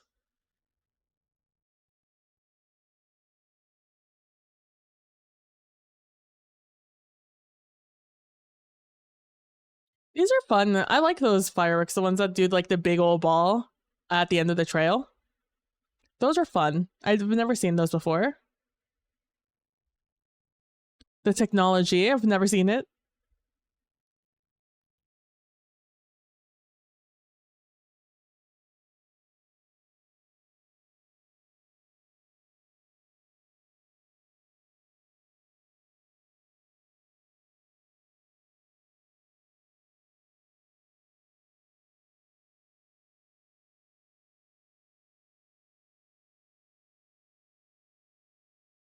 I am curious when if and when they'll transition to like those drone shows that they do.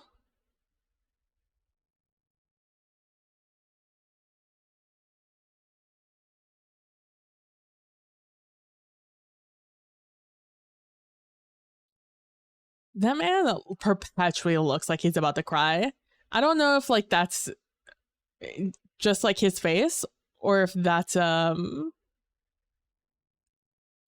he's feeling right now.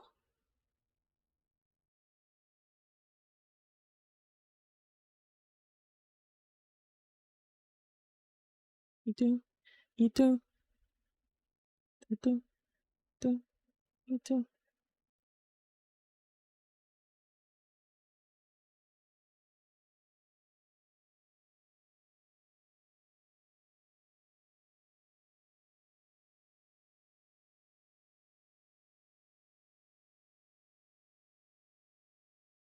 See how the smoke behind it and the flag billowing? Wow, the air quality down there must be awful right now. God forbid a girl has asthma down there. Also, shout out to the Claudia Scheinbaum for addressing Mexicanas first in almost everything she said.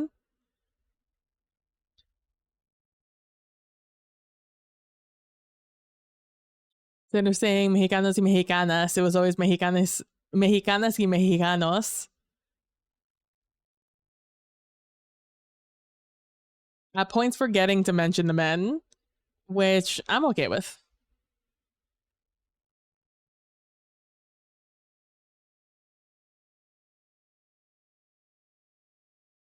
Because if Mexicanos can be the plural for all Mexicans, Mexicanas should be also.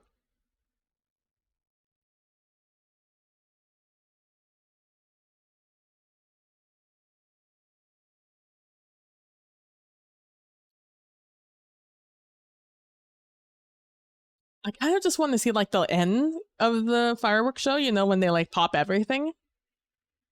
When they go like ba ba ba ba ba ba ba ba ba ba ba ba ba. Oh shit. That was fun. Fireworks make me personally nervous.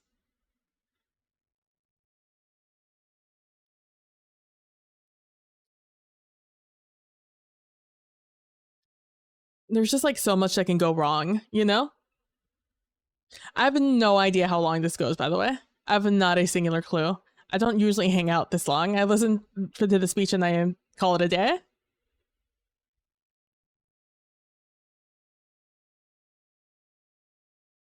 Oh, is this it?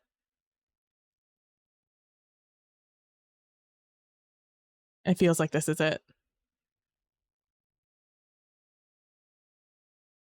See, this man always looks. Maybe he just has like watery eyes. Whoa. And the last one, boop. That one went up a little late.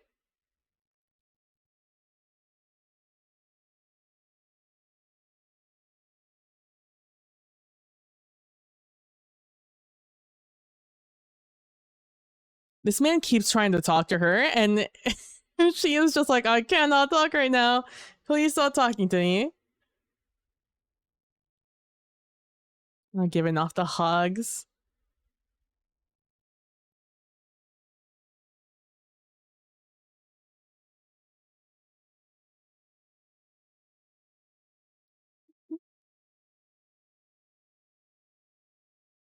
And they're so much worse at being eye candy, at like just being there for their significant others in these moments. They always look so awkward.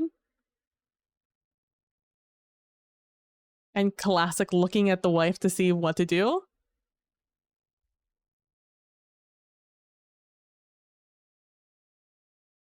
This man wants to like take off the suit and go to bed. He is tired. He's had a long day.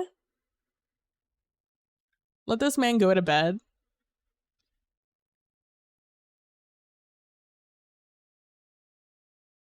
I have no idea who the husband is.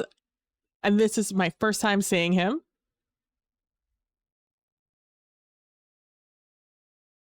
I have not a singular clue who that man is. I'm assuming I'm just hard assuming that's the husband. Because I have no clue.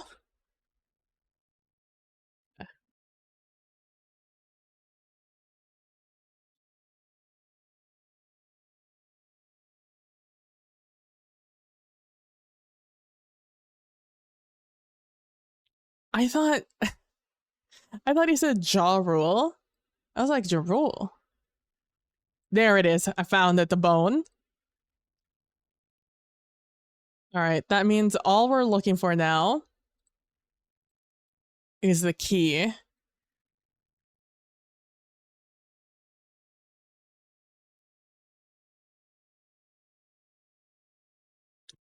I keep thinking it might be one of these things, but it's not. That is one thing. A lot of the times when you're doing this kind of puzzle, you need to give your eyes a break. Because they grow a pattern in looking at things.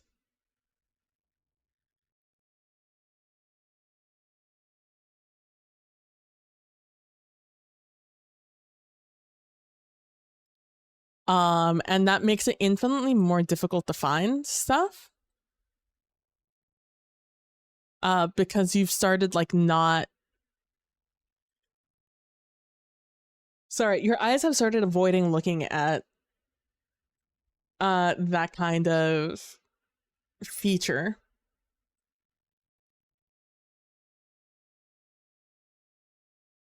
I'm just so confused as to what this is. I'm unfamiliar with the lore.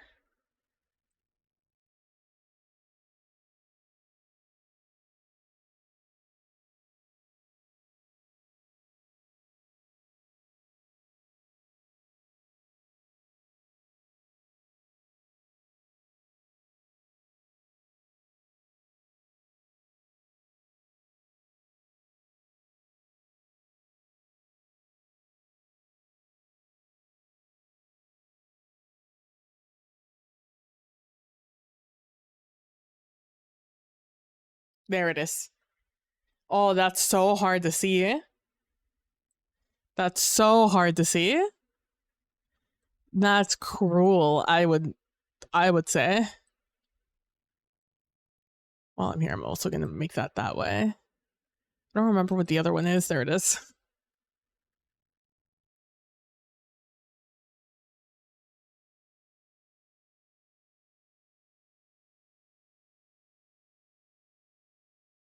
It's such a long way away.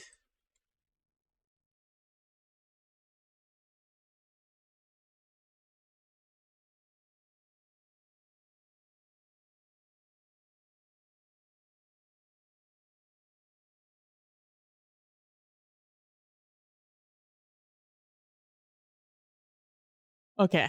This is what I would call a fucking clusterfuck of triangles, but like here we are. I may have to rethink my the way I look for these things to try and avoid these very acute angles, acute triangles. Okay, so what do I have to do next?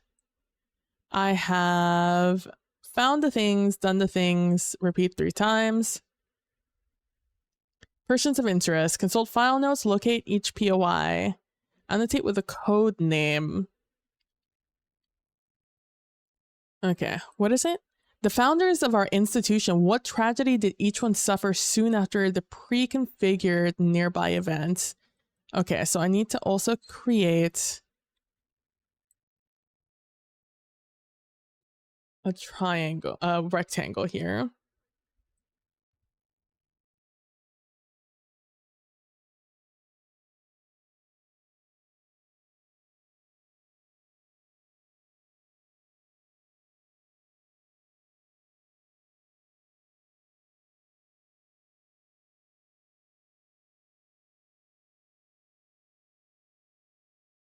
That's what I want. Let me Need a lot of this.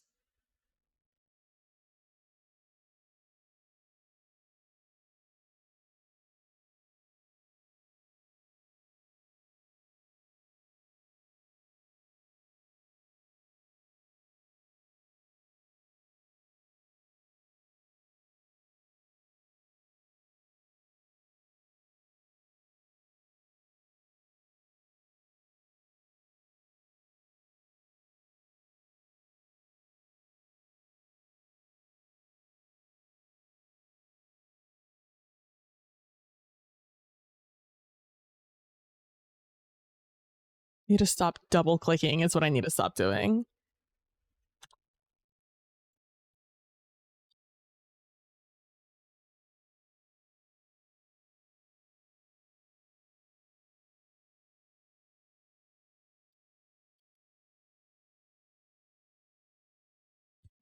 I'm gonna add our drop shadow effect. I'm gonna darken. Also gonna switch that up to about 50%. Let's do 75. Let's do 70. Okay. And then over here.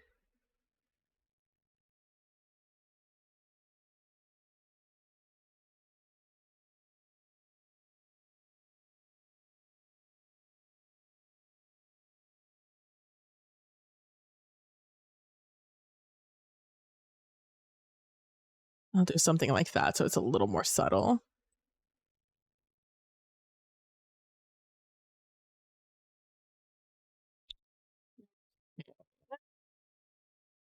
And then I'll make this a little bit bigger. Can I type in here? I can.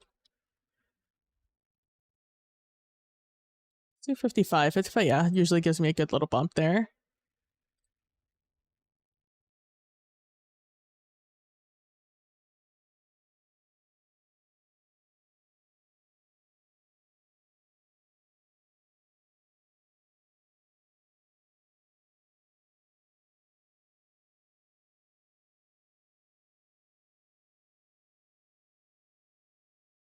Name tag in the middle there. Okay.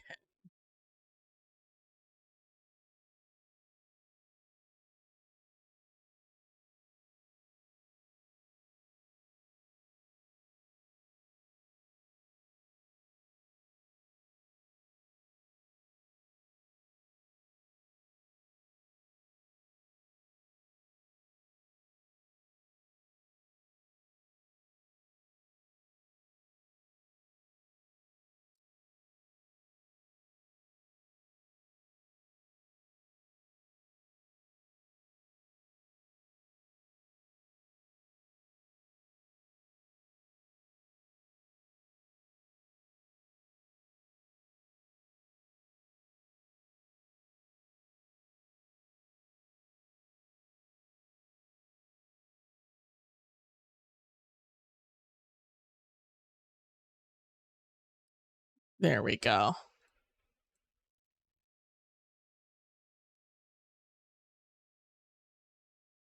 Okay, so I need to grab that part.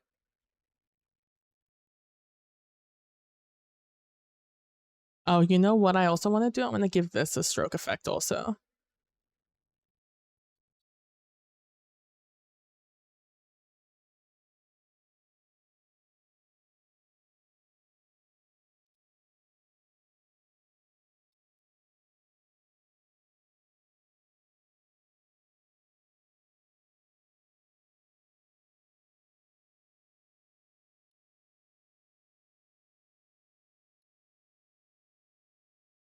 Grab this and resize them over here.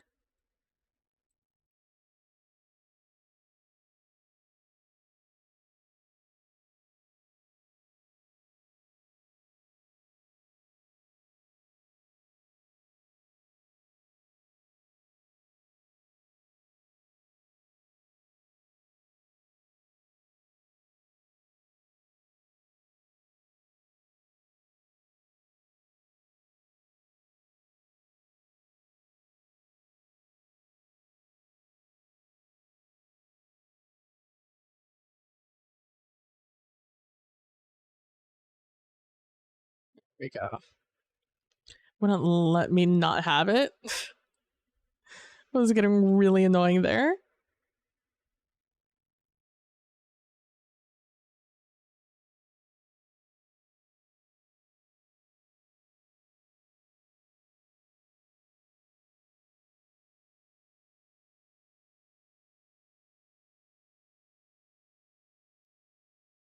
That's fine, I think.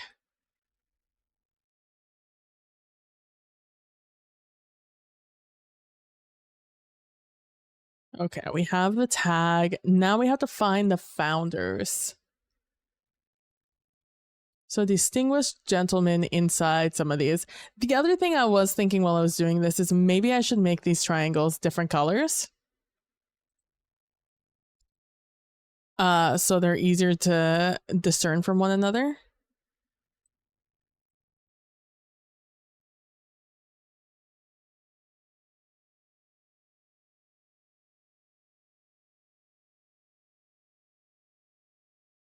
And I'm thinking that might not be a terrible idea. It is a little difficult to discern everything here.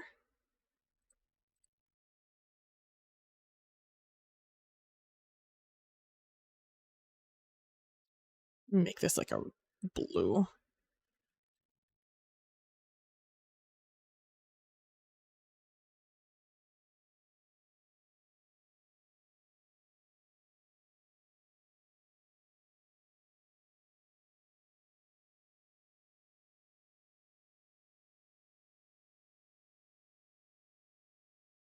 Oh, no.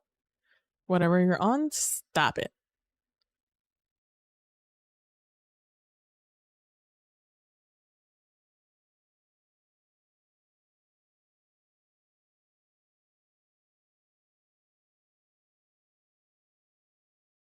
And our last thing is this one over here, and then the last one can stay purple. That's the one that takes up the whole thing anyways. Okay, so this one has a dog, the girlfriend, and the letters of sin or whatever it is. Oh, there's some big ones too. I have no idea what's happening right there. Look, it kind of looks like he's throwing up, but like not really. Oh, it's the water being thrown that way because this guy's falling. So it's hitting that guy straight. So if we're in this one, I think we do number one. I think number one is our first founder. Uh-oh.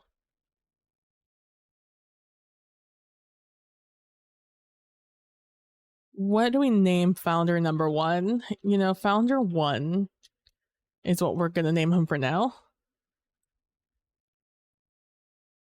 Do I need to also label what happened to them?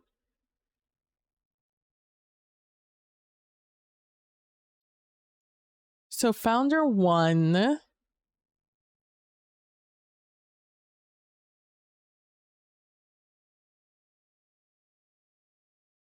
What do we do here? Do we create maybe like a list elsewhere?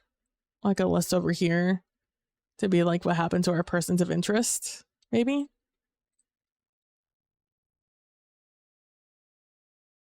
Is this dog days? Sure is. You know what? Let me come here.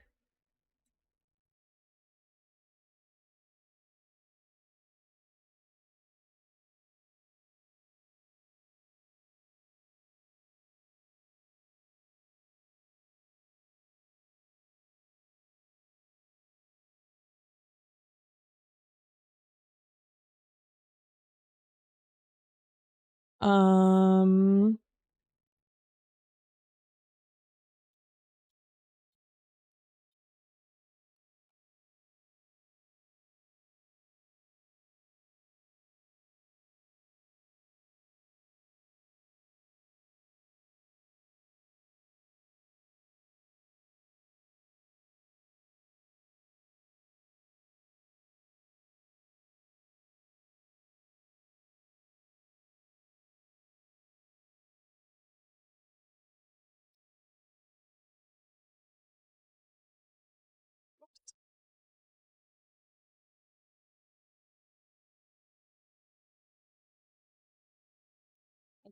I'll just redo it. That's fine.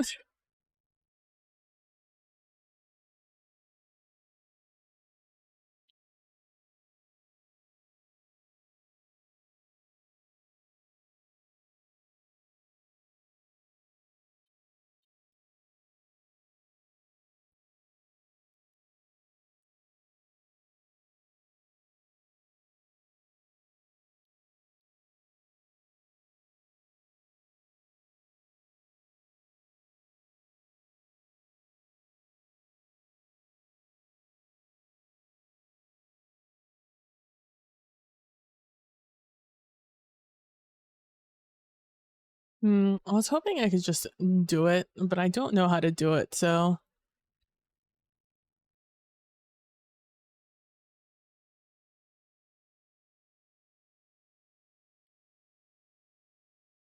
Wait, I got text on this one. And it's gone. Let me make this not a component. And then I'll just do it later. There we go. Persons of interest. Persons of interest. This one can be in black.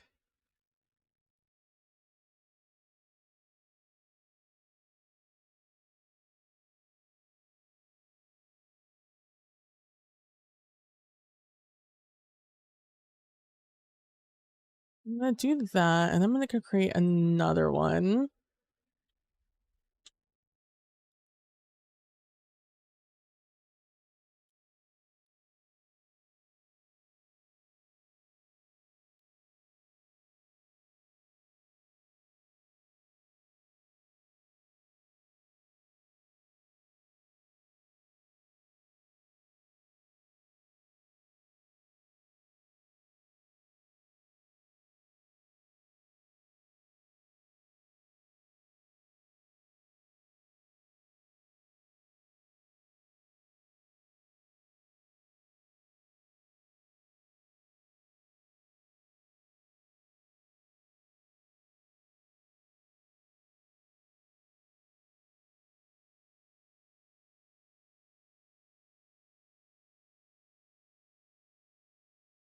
And I'll keep it bold because I want you guys to be able to read it. Okay, so we'll create you as a component. We'll create you as a variable.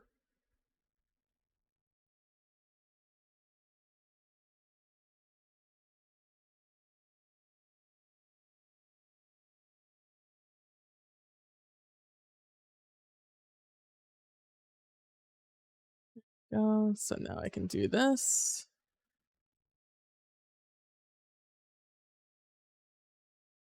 Did I do it?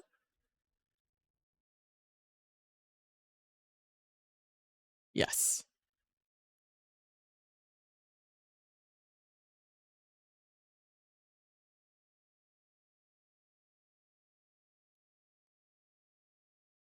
Okay, so let me look at this.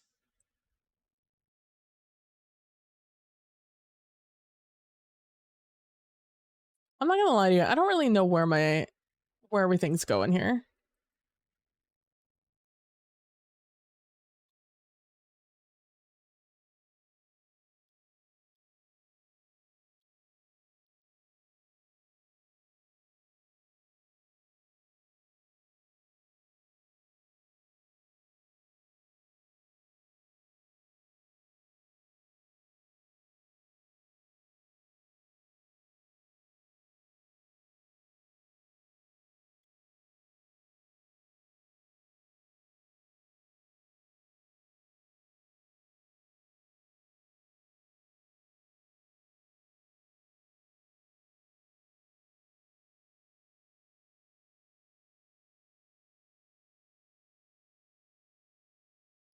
Okay, got it.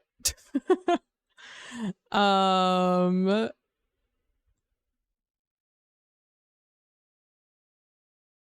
Maybe I do it like a yellow so it looks like one of those notepads. Oh, pattern.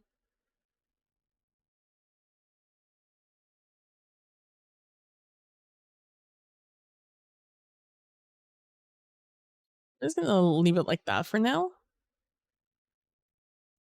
And I'll do something fancy if I feel like I need to.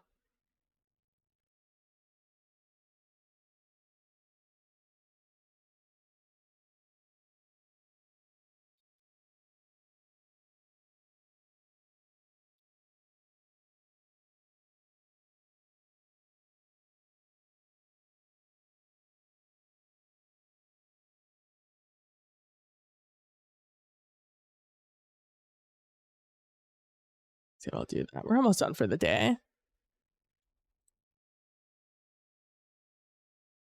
We're just gonna come up with some bullshit about these founders.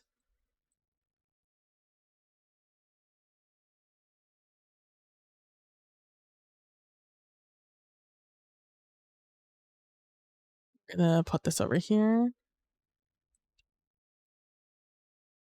So I can bring this over here and then I can write my notes over here. Founder 1. What's my case? What's my question I'm answering? What tragedy did each one suffer soon after, pre-configured by these things? Okay, so we have the obsessed woman. Oh, we can just look down here.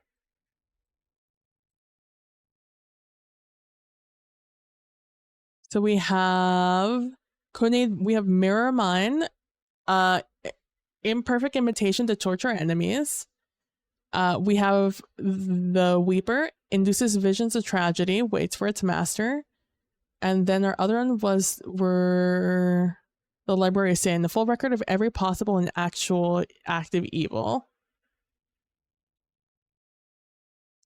And we include one EOP from the triangle. Let's do the one closest to them, which is the imitation, Methalusa. Not Methalusa, Mirror Mine. Founder 1.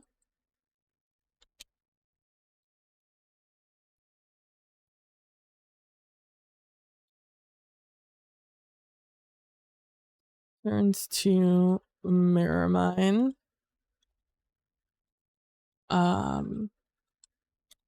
And is instantly locked. And his gaze is instantly locked with hers as she takes shape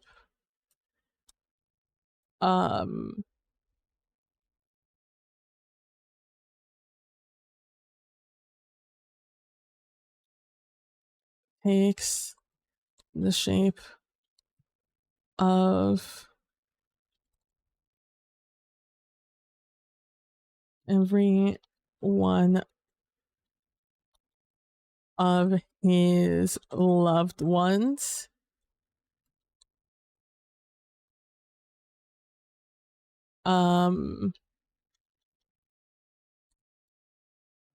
Grabbing his head in agony, eyes bleeding before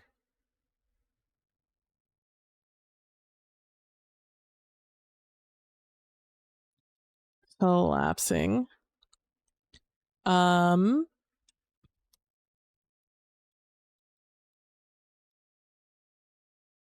As her form flickers in shadow.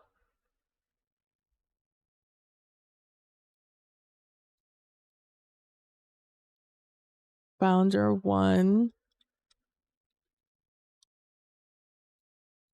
begins to grab his head in agony, eyes bleeding before collapsing.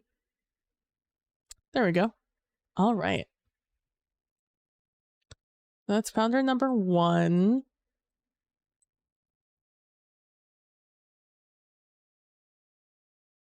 Okay, next, let's do this one. So we have the binoculars, Oswald, and the camera. So Oswald is plagued by, oh, let's do this one.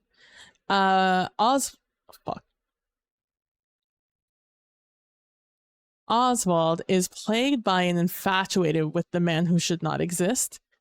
Already forgotten everything else. Binoculars and the camera. So the binoculars, Bleakest Eye sees invisible nightmare colossi in our reality. And then made of Hammurabi's bone, highly radioactive. So let's go with the same thing.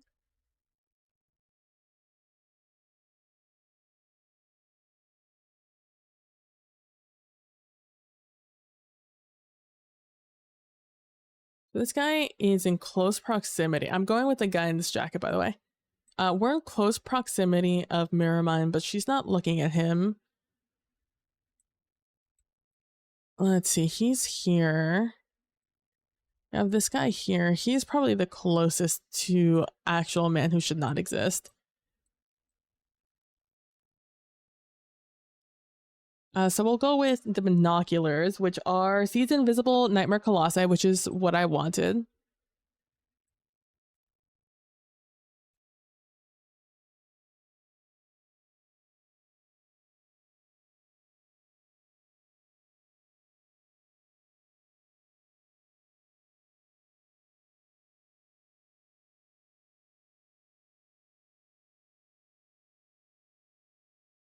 We're gonna call you Founder 2.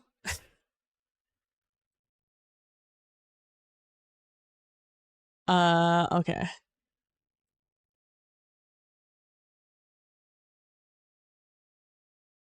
We have Founder 2.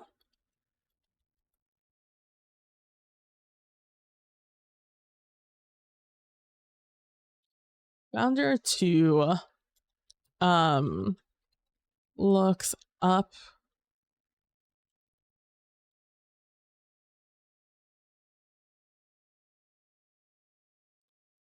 picks up a pair of what were binoculars. However, when using them to look at the building, at the sky past the building,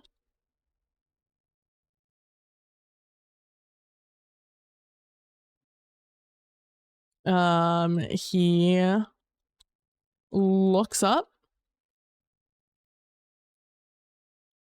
past the birds flying by, jawed in horror.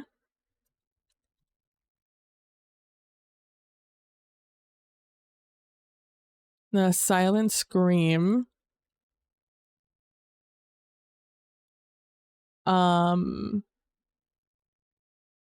Hair going, his hair grows white and he falls over. Dude, my F key does not want to work with me right now. Falls over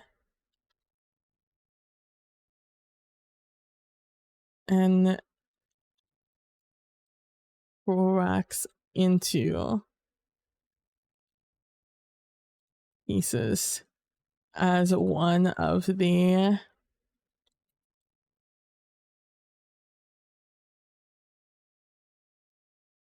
as though another one of the statues in the garden.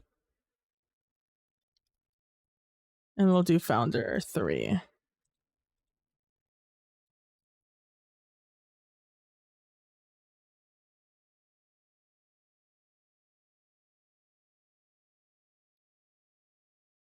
All right. And then for our last one, we have the bone.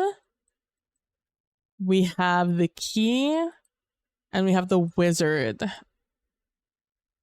So the wizard is an immortal scientist who works by alien ethics. We have the bone. The marrow grants ancient wisdom and hatred. And then we have the key unlocks the prison embedded in the Cosmos skull. All right, wait, this is our biggest one yet.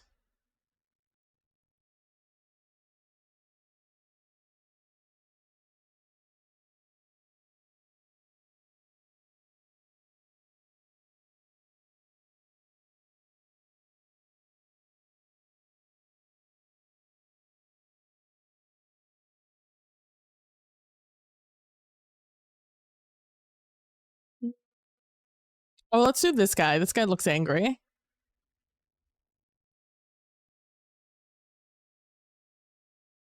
Where did I leave that name tag? Get over here.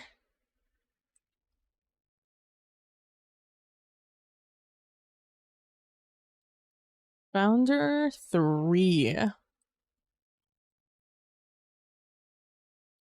And he is closest to, I think, the key.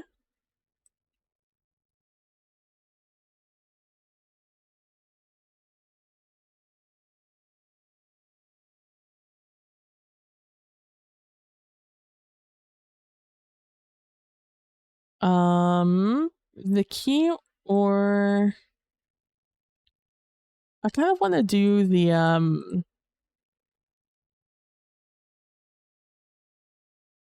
kind of want to do the bone, actually. So I'm going to break my rule of the closest one.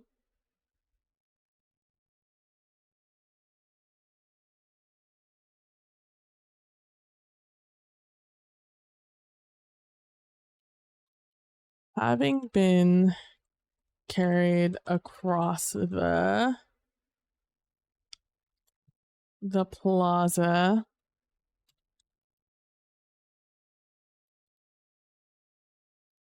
a lost dog. His head burst through the canopy of his carriage as he is seen screaming while on a murderous rampage.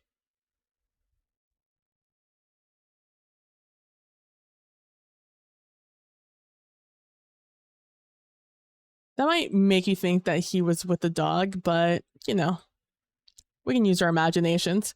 All right. We've done the EOPs. We've answered the questions. We've done the obscuring of everything, the kill zone, and therefore we are done with this page.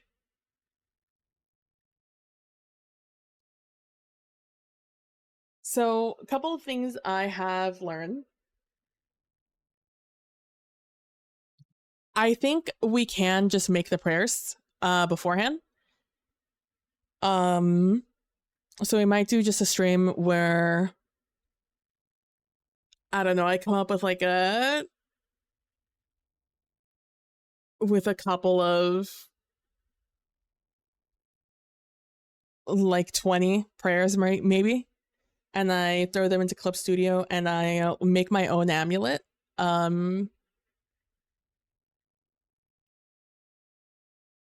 And that way we can do something legible. I like the idea of banning red and red hues, with purple being our one exception because it is muted by blue is what we're gonna pretend. And the same thing with pink. It is diluted by white.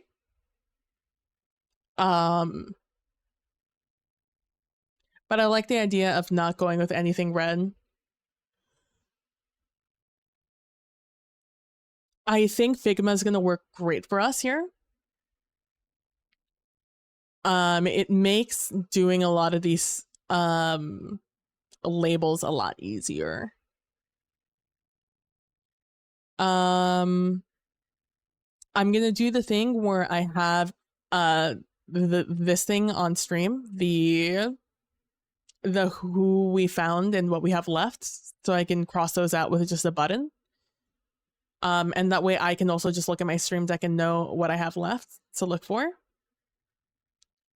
I'll have to rewatch the stream to see how legible everything is. I'm a little worried about the bitrate and the legibility of this, because this is a pretty good high res copy of this. So I'm curious what it's going to look like.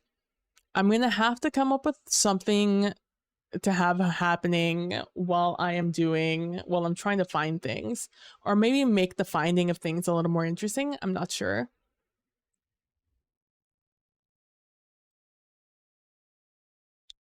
Also switching the colors between each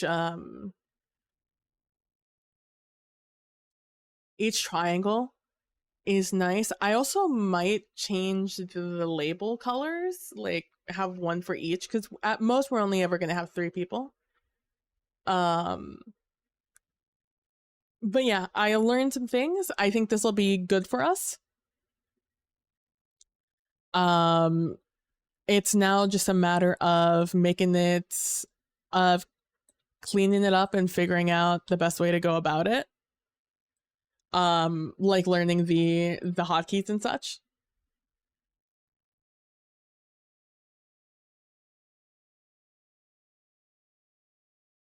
Oh man, but that is me for the day, for the night. Thank you guys for hanging out and watching. I really appreciate it. Once again, this is This Person Should Not Exist by Speak the Sky. I think it is a pay what you want game. It's a short little game, like I said. It's quick. It's about, I think it's 5 pages, yeah. And it's really good. So I would recommend it. Let's see. This Person Should Not Exist. There it goes. There's a link. I want to kind of get this done soon. I'm almost done. I've been dragging my feet a little bit on doing the Asher's Ridge stuff, just because I know the Kickstarter is happening, and it ends tomorrow. So I would like to see if anything drops in the next week or so. I have my session 0 for that, not this week, but next week. And the game is going to be on the it's going to be a 2-shot. It's going to be on the 21st of October and the 28th of October. I'm fairly certain. I don't know why I'm checking my, yeah, I think it's the 21st and the 28th. I don't know. I'm checking my phone. I haven't put it in there yet. Which should be exciting. But yeah, so the session 0 is for that is next week. So I'm kind of dragging my feet a little bit to see if any additional roles drop after the Kickstarter ends tomorrow. If anything drops between here and session 0, you know, I'll use that, especially if there's rules and stuff like that. Otherwise, I am going to be just working off of the quick start that we've been provided, or the preview. It's not. I don't think it's considered a quick start.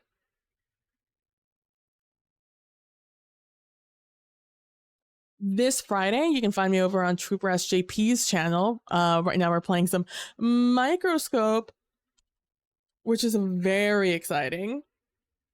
Oh, maybe it's just Trooper. Yep. We're playing some Microscope over there with Bill of the Forest, and Praxagora Thesmophoria, and of course Trooper.